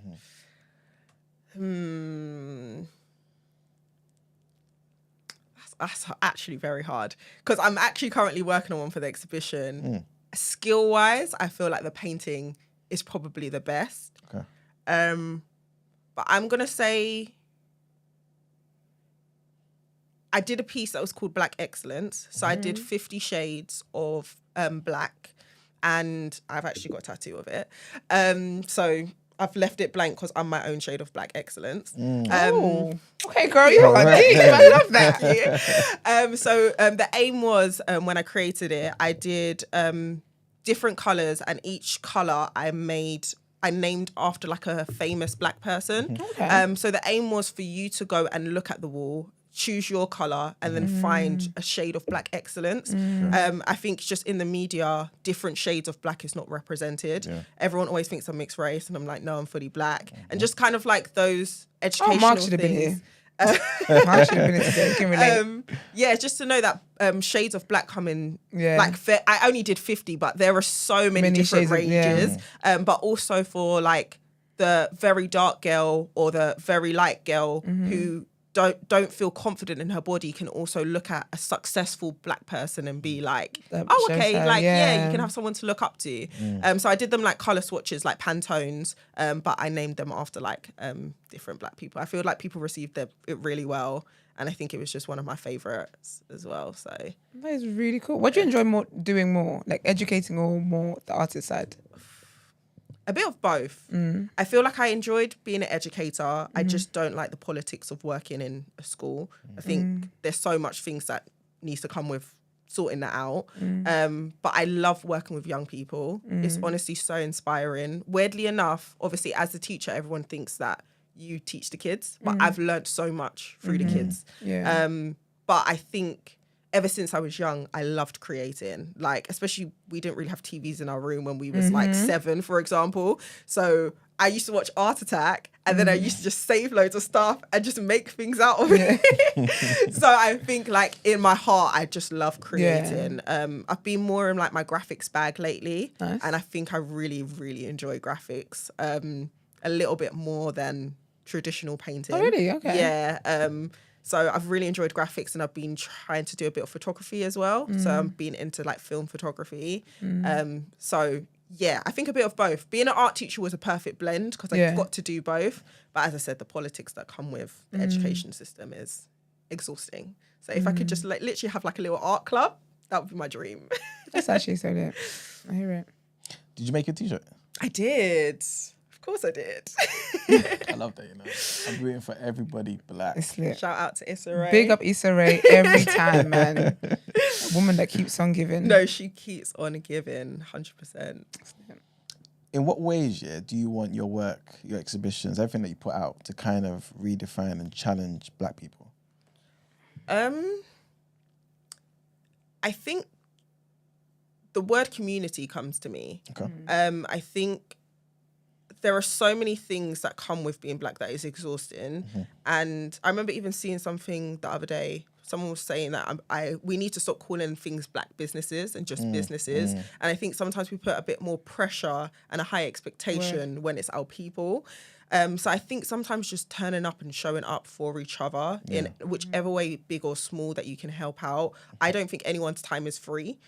So sometimes I'm like, let's do a trade for trade. So like, for example, one of my friends, he's got his own like photo booth company. So I was like, the budget's gone.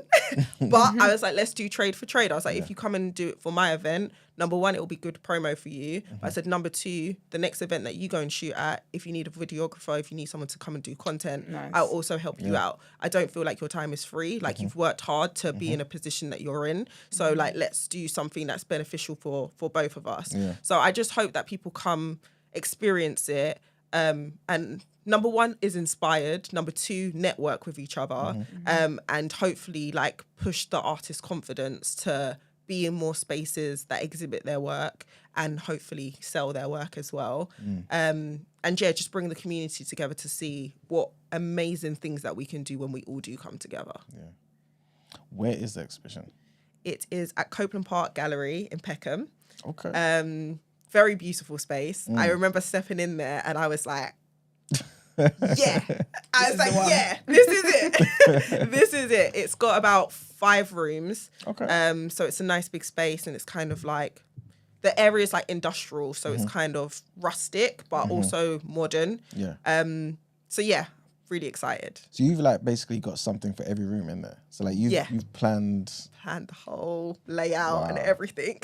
Wow. So yeah, I've kind of like sectioned the rooms in the sense of what I would think fits best together in the style of the artist's work. So yeah, we've kind of got a photography section. The main big space is going to be the canvases, paintings, and then we've got like mixed media. Then we're going to have like a mini shop as well at the front. So selling prints. And then I've contacted some Black businesses that I know. Businesses. Yeah, some businesses. So my aunt does like a sunscreen. Okay. Yeah, so she does called Shades of Melanin.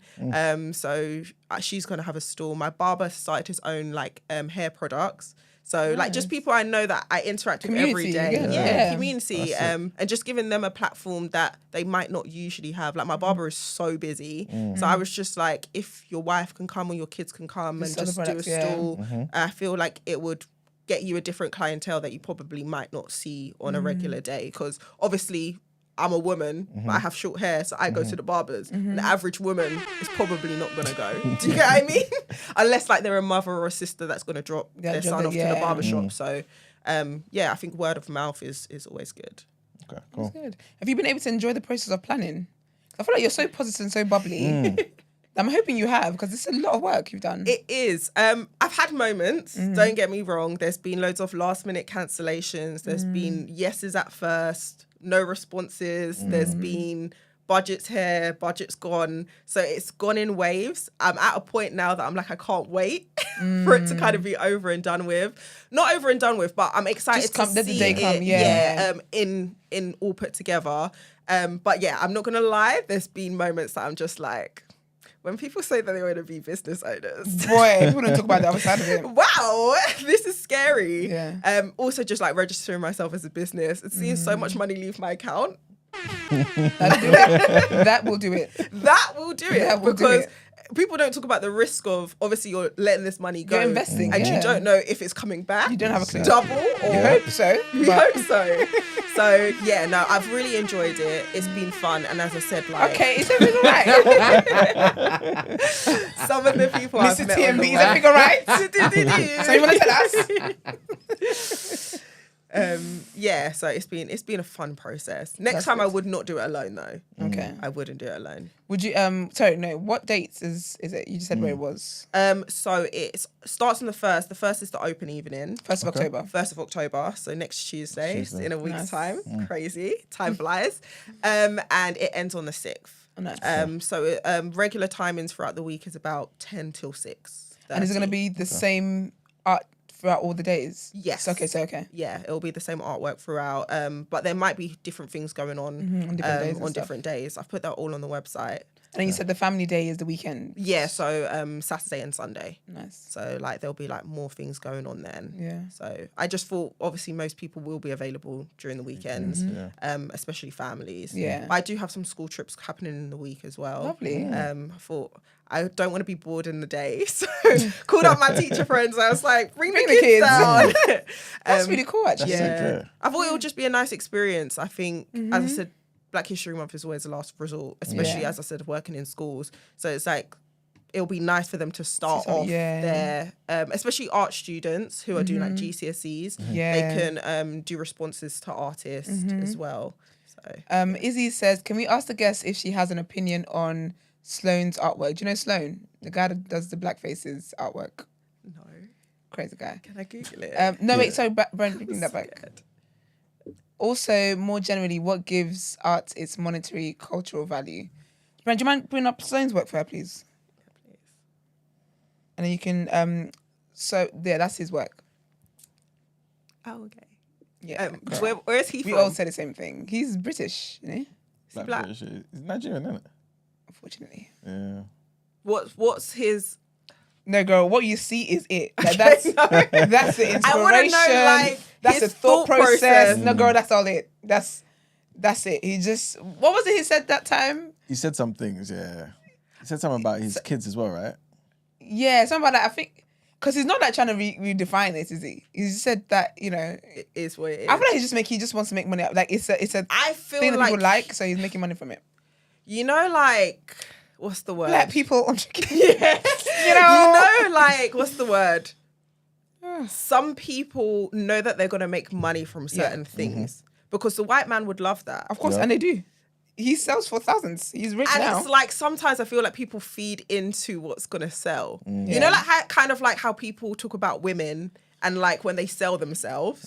It's kind of like if men are gonna look at me this way anyway, I may as I'ma well give it make to you. money from it. So I feel like it's the same thought process. If the white man's gonna look at me anyway, let me make money from him. Yeah. What's he doing with his money? Because is he putting it back into our community, or is he just this is how he's just living life?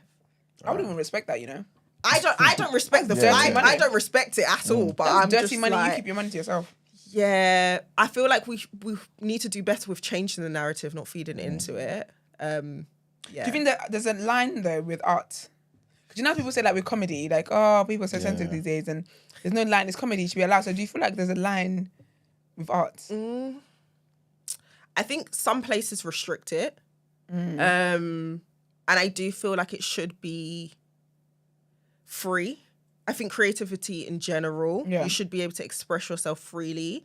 However, I don't think that they need to be in all spaces and accessible to everyone.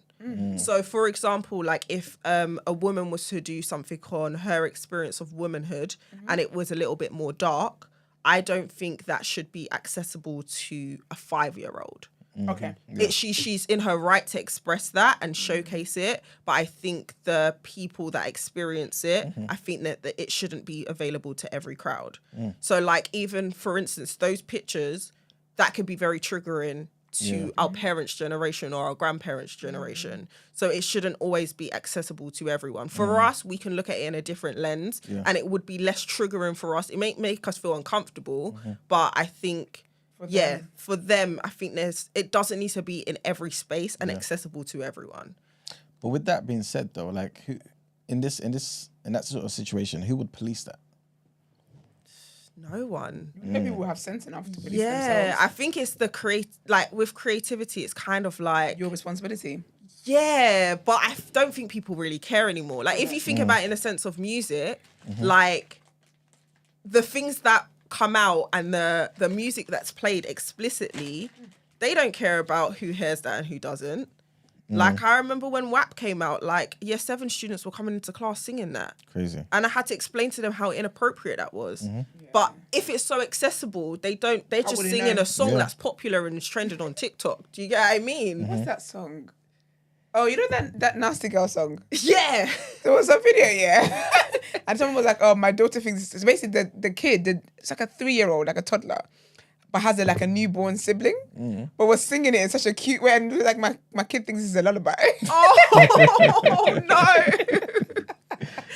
No, And it was just so funny, innocent. but exactly like things like that. Yeah. So I feel like you just have to kind of control it in like your environment, really. Like the same way like we wouldn't look at certain things because we know like this might be too emotionally taxing for us. I think creatives are in the right to do what they want to do. And unfortunately, especially in the society that we live in with social media, if it goes viral, it goes viral. Yeah. There's only so much that we can do to like hide things from people now. So that's why I feel like it's just best to like do things that are good and wholesome, but not everyone has that full process. Do you think it's right for the general public to expect certain creatives to maybe speak out about certain things or to be responsible with their art and certain things like that, when I guess they, in the general public, no one really holds them account in regular life? 100%. Yeah, I don't think it's fair at all. I think we hold certain people in limelights on a pedestal, and I don't think it's fair for them to have one expectation and then us to have another. And just also, that's what I mean. Like, I feel like just small everyday things that we do, like, how are you helping others? It doesn't even just have to be community based. Like, did you say good morning to the person that you went in and spoke to in the shop? Like, or did you just be like, here's my stuff, like, I want to hurry up and pay for it? Like, sometimes we're just not kind people. I think sometimes people are just in their own bubble, and you don't know what that person was going through. They could have had an absolutely awful morning. They turned up to work and your attitude has just ruined their day even more. So yeah, I think some people just don't think of that. They look at people, and also, if, for instance, a certain person has a style of what they do, I don't know why you have an expectation for them to then be wholesome. Do you get what I mean? Like, if they portray themselves in a certain way, and that's not their whole ethos. Like, if we was to say, who is a wholesome person that you'll probably look up to, and then they did a 360, I think that's a different story. Than to, like, people who are just doing what they do, and then all of a sudden we're like, oh, they should have done this, they should have done that. It's a bit strange to me. That's how I feel when people say certain celebrities that are meant to be role models for kids. I'm like, They're not. first of all, I like the celebrities that reply and say, first of all, raise your kids. Like, you be a role model to your damn kids. 100%. I'm not your kid's parent. Why am I in it? 100%. When have you always made do you sell your paintings? I try to. But then did you set out like that? Because I know, like, I don't know if this is obviously true. I'm not in the art world, but I've had conversations sometimes where it's like, with painting, it's just kind of that whole thing about selling your painting. Is that authentic? Is that, I don't know what the word is, but is that like frowned upon? Is that not a thing, how it should be? What, to sell it? Yeah, to sell your painting. So say, for example, you start off like making your paintings for yourself kind of thing, and then after a while you want to sell them, but then also going into what you think will sell, and then kind of changing direction. Is that a thing? So I think most people just start off art and it's just like, yeah, I like it. Like a hobby. And then I think sometimes people test to see which avenue they can go down. Because I've met so many self-taught artists, but then I've also met people that's gone to art school. So like there's, I've met like a variety of both. I think the goal is it's a hard one because if you enjoy it and that's your passion, you obviously need to make money. And the best way to make money is selling your artwork. However, I actually, weirdly enough, met an artist from America. He came down, he had a show, and he was saying when he sells his artwork, now he's at the professional stage, I would say. Art collectors buy them. So obviously he knows that this is what he does for a living, but he was like, art collectors buy them. His work is just in storage somewhere. Whereas his aim was like, I want to create work that's in people's houses that people can enjoy and embrace my artwork. So art collectors just collect and just They just keep it in collect storage? it and just keep it in storage. So basically it's kind of like, when this person maybe doesn't exist anymore, how much can I get for it? It's just a business. You're just... The gag is, what if you don't cease to stop existing for this other person does? It's crazy. Because you're collecting. That's crazy. That's interesting. I thought art collector was just someone that just goes around collecting art for their personal use, not to store. Same. I didn't realize like the full process. I thought it was someone that was like passionate about art and they collected, like, they have a special eye for art and then they collected to like design their houses or whatever it is. I didn't know it was to keep in their storage. Yeah, and then just see how much it's worth in a couple years, basically. That's interesting. I was going to ask you that. Do you care who you sell your art to? No, I think obviously the type of art I do, a particular person would buy it. Do you get what I mean? Like, so for instance, the Men Are Trash one, it's going to resonate more with like our community than like a random person. So I think the type of art I create, there's a certain type of person that would purchase it. So I'll be happy like with whichever home. But I think I'm more trying to produce work that's in spaces and not in someone's home. Okay. So like, as I said, I feel like the message behind my work is quite strong. So I think I would rather the mass majority see it to then feel something from the artwork. That's so interesting. So then for artists, then it's about some artists, obviously, it's about people that the reach is going to have. Yeah, I would hope so. I think some That's people so just do it interesting. because it's a skill and it's a talent. Yeah. Like, I think some people are just talented when it comes to art. Like, I've seen some people and I'm like, wow. But I do feel like creativity like morphs into so many forms as well. So yeah, I think people do it for different reasons, really. What type of art do you collect? Me, I don't collect any art. It's a hard one because I'm like, sometimes I'm like, that's absolutely beautiful. I can't afford it. Or sometimes I'm like, I might just try to do that myself. Not to like copy it, but I'm like, I'm not at a financial stage to be purchasing the artwork I like. So you're like that West Indian who can't buy like Caribbean food outside because you cook it already? Yeah, basically. Alright, Yeah. It's like that. You are that West Indian. Yeah. Just what are you talking I about? think most of us are though. Like, yeah. That's really cool. Okay, just to quickly just tell people again, please, where your art exhibition is, the date, the time, all that information. Okay, perfect. So the Black Creatives exhibition is happening at Copeland Park Gallery in Peckham. Open night is the 1st. So I would say running time would be from the 2nd to the 6th of October. You can find our details, the Washington _ on our Instagram. And the Washington Exhibitions website has all of the details. Just sounds great. What a name. What a name, honestly. And on Eventbrite, if you type in the Black Creatives exhibition, you can find all the details, the schedule, and purchase tickets on there as well. Sick. What is your your long-term desired goal, if you don't mind sharing? It's a Like, hard would you like one. to own your own gallery one day and just have like I really exhibitions do. regularly? Yeah. So I would love. Funny enough, when I left teaching, I remember talking to my sixth formers, and they were like, "Miss, like, what are you gonna go on to do? Like, whatever you do, we're rooting for you, basically." Oh, that's so sweet. They're so amazing, and I was like, I don't know. I was like, do you know what? Even themselves, they were really, what's the word? Shy in their work. One girl, oh my gosh, she painted a picture of me. It's stunning. She's 16. Oh wow. It's stunning. And she was just like, I just don't think I'm that good. She even wants to go into science, which is really a shame. But whatever makes her happy, I'm happy for her. And I was just like, I would love to have a space that I find people like her who are not confident enough to be like, I'm going to apply for an exhibition. And yeah, just have regular exhibitions. So yeah, whether it's with young people, whether it's with our community, and also, as I said, like renting out gallery spaces is not cheap, especially a nice size, well lit, put together one. So I would love to have a place called the Washington Galleries. That is so, amen. Yeah, it's so sophisticated. God will do it. Amen. That's amazing. To be fair, I'm one of those people, I feel like everything I've spoken to existence, it happens. So I see my first one happening in London and my second one New York. Nice. All right. So wait on me, guys. Absolutely. It will happen. That's sick. That's sick. We have 3 questions or 4 kind of that we ask our guests. So the first is, tell us something people are usually surprised to learn about you. Well, I've spoke about my art stuff consistently Yeah, girl, we're not surprised throughout. about that. We know that. But usually people don't know that side of me. I Okay. feel like I keep them 2 things really separate. I don't know why. Really? Yeah, I I'm feel like really you radiate shy. art. Really? Yes. I feel like this year my goal has to be like show that you're creative. So I've been trying to like do that with my look, with my like just be in rooms that's creative. So I'm glad that the aura is transcending That's good, now. yeah. But before I used to keep it very separate. Like when people was like, "Oh my gosh, you can draw," I'm like, yeah, I've been an art teacher. So usually that's something people don't know. But I'm thinking, I don't know. Did you find like black men in Japan? It's It's China. China. Funny enough, yes, actually. Gosh, see, it's Yes, too much. actually. I actually did.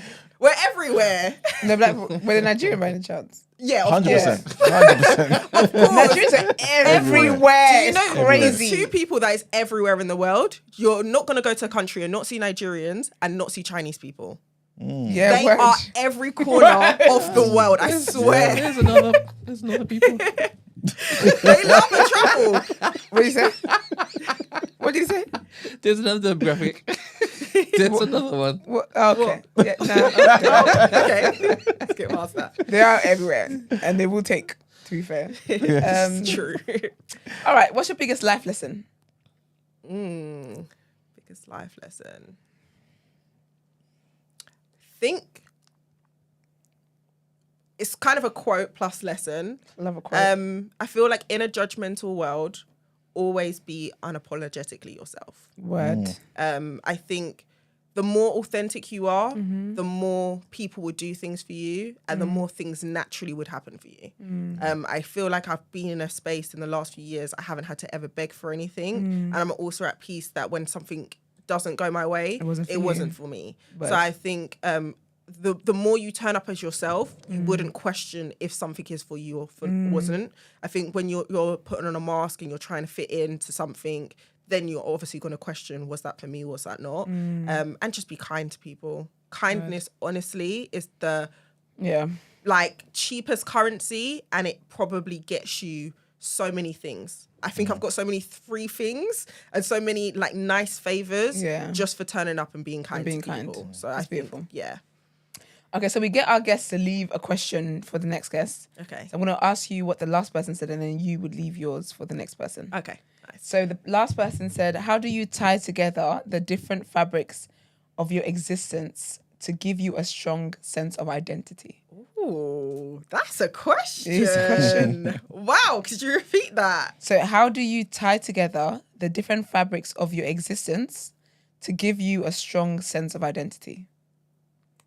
I think it's probably going to go back to what I just said.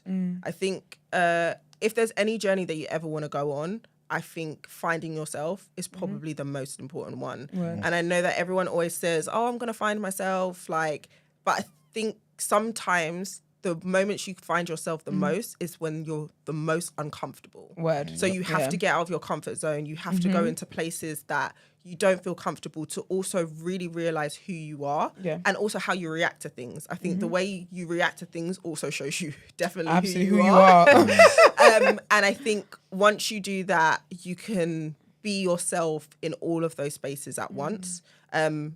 I know obviously we have had to be in spaces that we've had to code switch, but I think I've now become more okay with not having to code switch.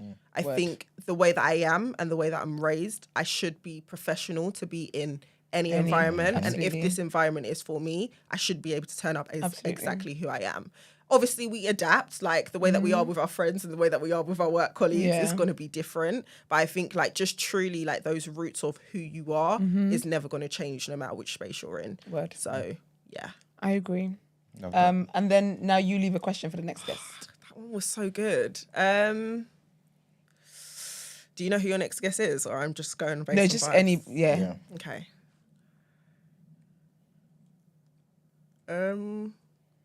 It could be anything.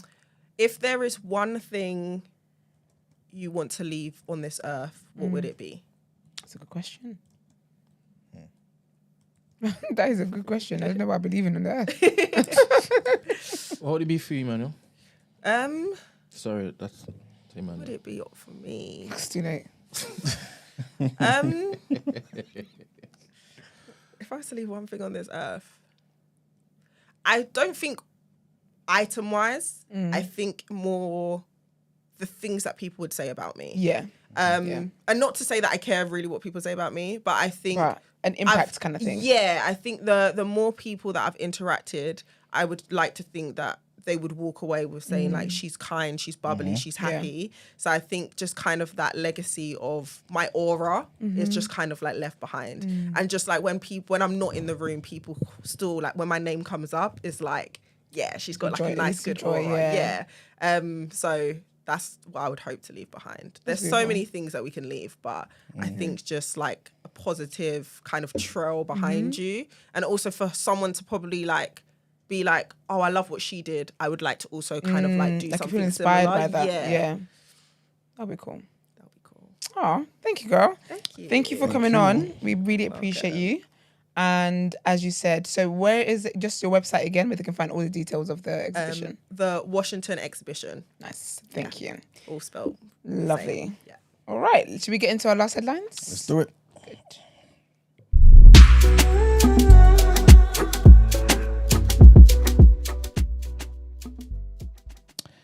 All right, people. So our last set of headlines. The teacher, who was acquitted of a racially aggravated public order offence after she held a placard depicting Rishi Sunak and Suella Braverman as coconuts at a pro-Palestine protest. I remember her. Yep. She has called on the police watchdog to investigate the Metropolitan Police over its handling of the case. So her name is Mariha Hussein, and she was found not guilty at Westminster Magistrates Court earlier this month. And she claims that the Met and the CPS, the Crime Prosecution Service, pursued a politicised case against her without justification after she attended the march in November last year. So these are her words now. She says, "It has damaged my reputation and lost me my career. They must answer for the harm they have caused, not just to me, but equally the right to peaceful protest." Yeah. Next headline, and the former Defence Secretary Ben Wallace was advised by his permanent secretary that a public inquiry into allegations of SAS executions in Afghanistan would be expensive, unproductive, and extremely bad for the reputation of the military, the British military. So Sir Stephen Lovegrove tried to persuade Ben Wallace, who's again the former Defence Secretary, not to commission formal hearings in August of 2020, fearing that the MOD, the Ministry of Defence, would be embarrassed if soldiers and key figures said that they could not remember what had happened. But the civil servant's advice was made public as Wallace was given evidence to the inquiry that he did ultimately commission in response to allegations that up to 80 Afghan civilians had been killed by members of the elite force. During the day-long evidence session, Oliver Glasgow KC asked Wallace what steps he had taken while he was the Defence Secretary in the last Tory government to try to get to the bottom of the long-running concerns about SAS conduct in the Helmand between 2010 and 2013. And our last headline, big trigger warning on this one, people. And the parents of an extremely vulnerable newborn girl have said that they were disgusted to find her covered in her own feces whilst under the care of the nurse, Lucy Letby. The inquiry into the murder of the babies at the Countess of Chester Hospital heard that one child had been fitted with a stoma as well as a catheter known as a Proviac line after her birth back in October 2015.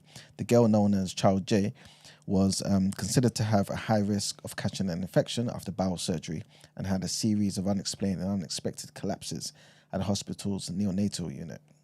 The child's mother described finding her 6-week-old daughter in a cot with her stoma reversed and her lower half covered loosely with a soiled towel. These are her words. She said, "I just took one look at her and was just disgusted really to see her in that situation, and also incredibly saddened being a mum in that situation, thinking what's happened here." So yeah, that's pretty much what happened with that, man. So sad, man. That's it for the headlines. Time to pay the bills. Okay, let's get into reaction. Is there reaction today?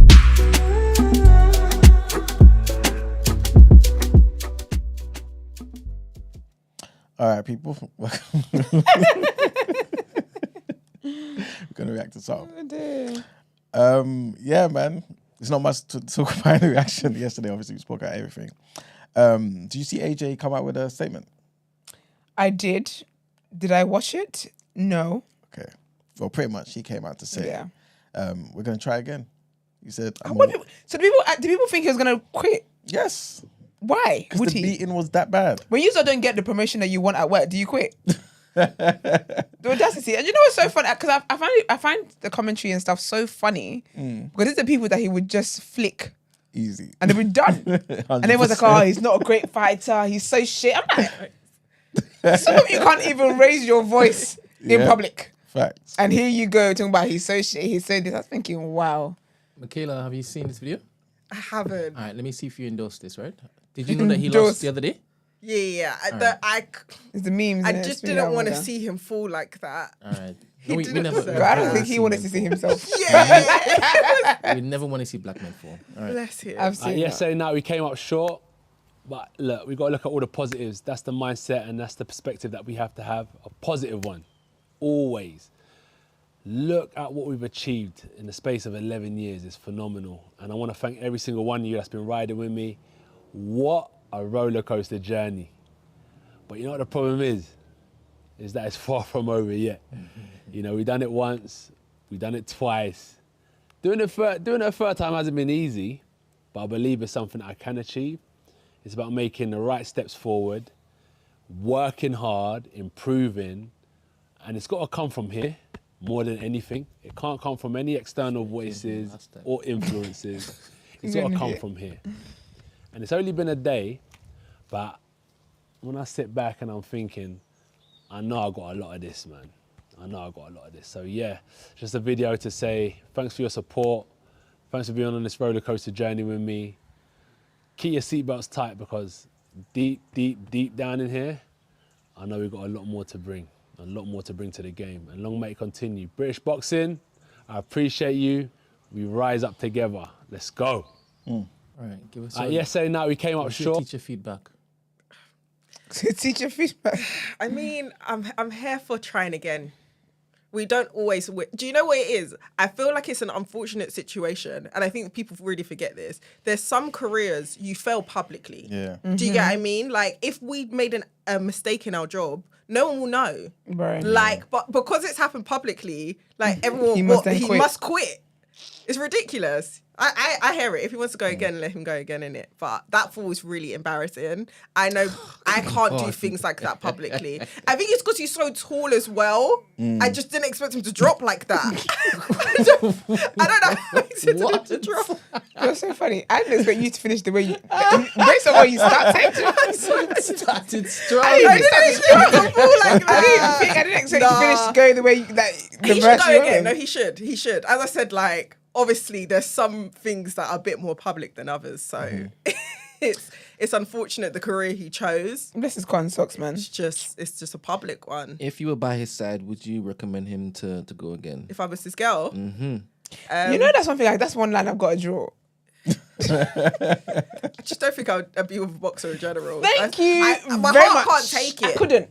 My heart can't take it. I couldn't. I just could not. And I also feel like our lifestyle wise, I don't exercise. Like your life is exercising. I just don't feel like we would. Football I can do. I don't think I can. Basketball player I can do. It's awkward when you would lose though, but beating up. Yeah. I couldn't come to your fight. Because I can't Yeah, I wouldn't come to watch a fight. I can't watch you it. punching I can't watch you people get like beaten that. up like that. Yeah. I don't watch boxing because I don't like the violence of it all. Yeah. So imagine that's my man. Yeah, no. I'm gonna support you from home, and when I'm home, I'm never watching it. I just have to go on Twitter and see if you won or not. That's if he's crazy. Then I've seen Imagine memes. him coming home and you're Then like, I've seen memes. well. You're not even gonna wait in the dressing room or nothing. Just stay Okay, at home. I could do a dressing room, but then obviously I'll be thinking, ooh, Yeah, like it's yeah, just True. it's crazy. it's too much. DWE. Love and light in that, but you know. Nah, it's tough though, man. But He's done I well. feel for him, man. All the jokes and stuff like that, like, I don't know, man. Social media sometimes, like, imagine seeing joking people that you don't even go gym, bro. And I talk about You're like, so right, I'm it's so so this, I'm true. so that. What are you talking about? Yeah, dead. It's good, man. He did it. That was a good statement. Brent, Yeah, you if he obviously don't wants to like go it. again, let Yeah, I him think go he could again. do it, man. You think what? I think he can come back and then beat up the butter. I don't know why I'm in the minority. Oh, I thought you didn't like the statement. I haven't seen the fight, so I don't really know like how bad or how I guess like that. where he's at with it. Yeah, but you just saw the fall. yeah, literally just saw that. The fall was the fight. So It's crazy. Basically, the fall. that was the 4th time on the floor, by the way. Oh, Rizzy. Oh no. Oh. Okay. I mean, let's go again, man. Let's go again. Listen, You want him to get brain damage? Oh, come he'll be alright. Brain damage. If He'll he be thinks alright. he can do it, But even then, who am though, I that's to tell like- him no? You know, that's the it comes with the sport or the career. Well, he's got to do what he's got to do, man. You know what I mean? Yeah. I mean, if he comes back, he needs to just change his coach. Do that, and then But as All the always, I best. always find it funny when people blame coaches. It's like with football as well. They're like, "I'll get a new manager." I'm like, "Yeah, but it's not the manager's feet on the pitch." but the game plan, especially in boxing, like your coach is trying to reinforce to you, go in there and do X, Y, Z. You know what I'm saying? For Regardless all of the what's years that you coming two your you've been way. boxing, Yeah, but like you trust this person. You know what I'm saying? yeah, both. So you said something that you have the day you deserve. 'Cause how are you the one whose face is on the line and the one who's been training or whatever? Because you have to remember, at a certain point in time, you didn't have the skill you had, if not because of this person. Fair enough, So actually. over the fair. years, you know what I mean. You built that connection. And Yeah, but you so he trust them. loses. Is this his first loss? I swear he lost last time No, as well. this is like his 3rd, I believe. Out of how many has he done? I can't remember. Y'all are Probably. strict. But the ratio to losses This is very to small. wins, exactly. And then he's fired his coach. No. So basically, this is a relatively new coach. He's had this guy maybe for for 2 fights. Okay, and he's lost both. Oh. No, Oh, it's go. just only one. It's just only one. But Yeah, that's I'm 50-50. basically comparing him to like one of the coaches that he had before. Yeah. That when he was going in there, he was a bit more defensively responsible. This fight, his hands were down here. Well, it might be His time chin to... was up here. And, you know what I'm Shit was saying? up here. So, you know, Yeah, it might be time to call the other guy back. that's what I'm saying. I don't know if it is that he listened to what his coach was suggesting, to be honest. Because him walking into that ring with his hand down where it was, why would That's any arrogant, coach you know? suggest that? Why would he do that? Why would any coach suggest Yeah, that? because there's benefits to that. But you have to be that sort of fighter that has the skill to do that. You know what I'm saying? Because from down here, What's the benefit to being hand down? because a down, fight? down here, the opponent doesn't know where your hand's going to go. You know what I'm saying? Up here, he can kind of gauge because you know what I'm saying? You can kind of maths of gauge. it all. Yeah. But from down here, you can't see it. So it's too late. You know what I'm saying? But you also need to be... It's too late because you got smacked to your face. Your hand hasn't made it up halfway. Yeah. That's what's too late. But yeah, man. Oh, It's a bless shame. him. It's a shame. Big up him anyway. Yeah, 100%. All right, let's wrap it up, please.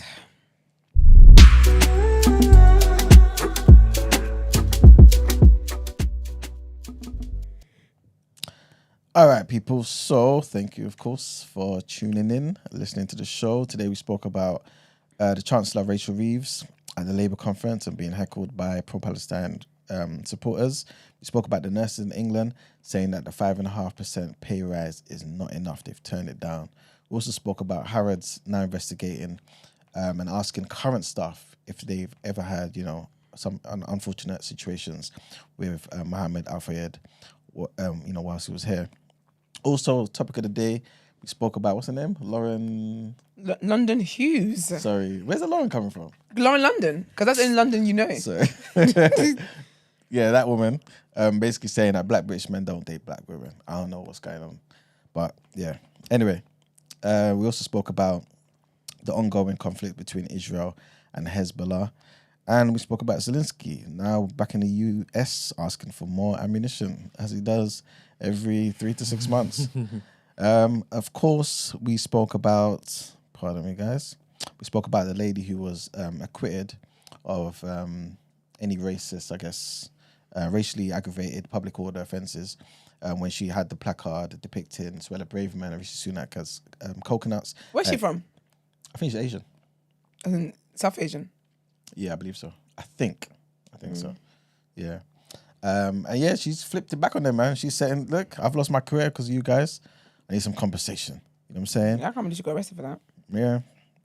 And of course, we talk about AJ, you know what I'm saying? And him saying that he wants to come back. All the best to him. And of course, most importantly, we had an amazing guest today. We sure did. Miss Michaela Washington. Okay. Welch. Yes. All right. And she's got an amazing exhibition, which I'll let you say. Is at Copeland Park Gallery, the 1st to 6th of October. Peckham, please come. Black creatives. You're going to love it. Support people. Support. And yeah, man. Thank you guys for tuning in. Thank you, guys. Follow us on socials, The Day After TNB, Instagram, Twitter, TikTok, and on Discord as well. And also subscribe to the channel, this channel, and like the video. And we'll see you guys tomorrow. And everybody who has already RSVP'd, you should have received a confirmation. Please check in your junk mail inbox. Check your junk. Because sometimes it goes there. I'll be sending out another one from a different email, just in case it's my email that is messing with some of you all. But everybody who RSVP'd, you're on the list. Everybody who RSVP'd, you're on the list. Everybody. Do you know that reminds me of Dr. Umar? I was about to say it the third time just now, innit? Oh, I know you were. So yeah, so it's imprinted. Had to stop. I think a member of our community recommended you to come on, Michaela. Yes. Friend of yours. Mine. Big up Jay. I've messaged so many people, I can't even remember. Oh, this is awkward. I shouldn't have done that. Oh, never mind. Well, Never mind. Shout out Yeah, big out up to Jay. you anyway. Big up Jay. Is it J or K? Jay. Sis said K. Did you say K? No, I said Jay. Okay. Imagine. Just random letters. That will do it, loves. Big up Jay, though. What are you doing on Friday night, Michaela? Would you like to come and shake a leg? Absolutely. What are we doing? All right. We have a club night at the Ned. Ooh, I like the Ned. Yeah. So you can bring a friend. Well, you can't bring Shay. So everybody who wants to come and say hello to Michaela, she'll be there on Friday. Absolutely. Yeah, you can get personal directions to the exhibition. That person bring a map. All right. Later. All right, people. Bye. Peace.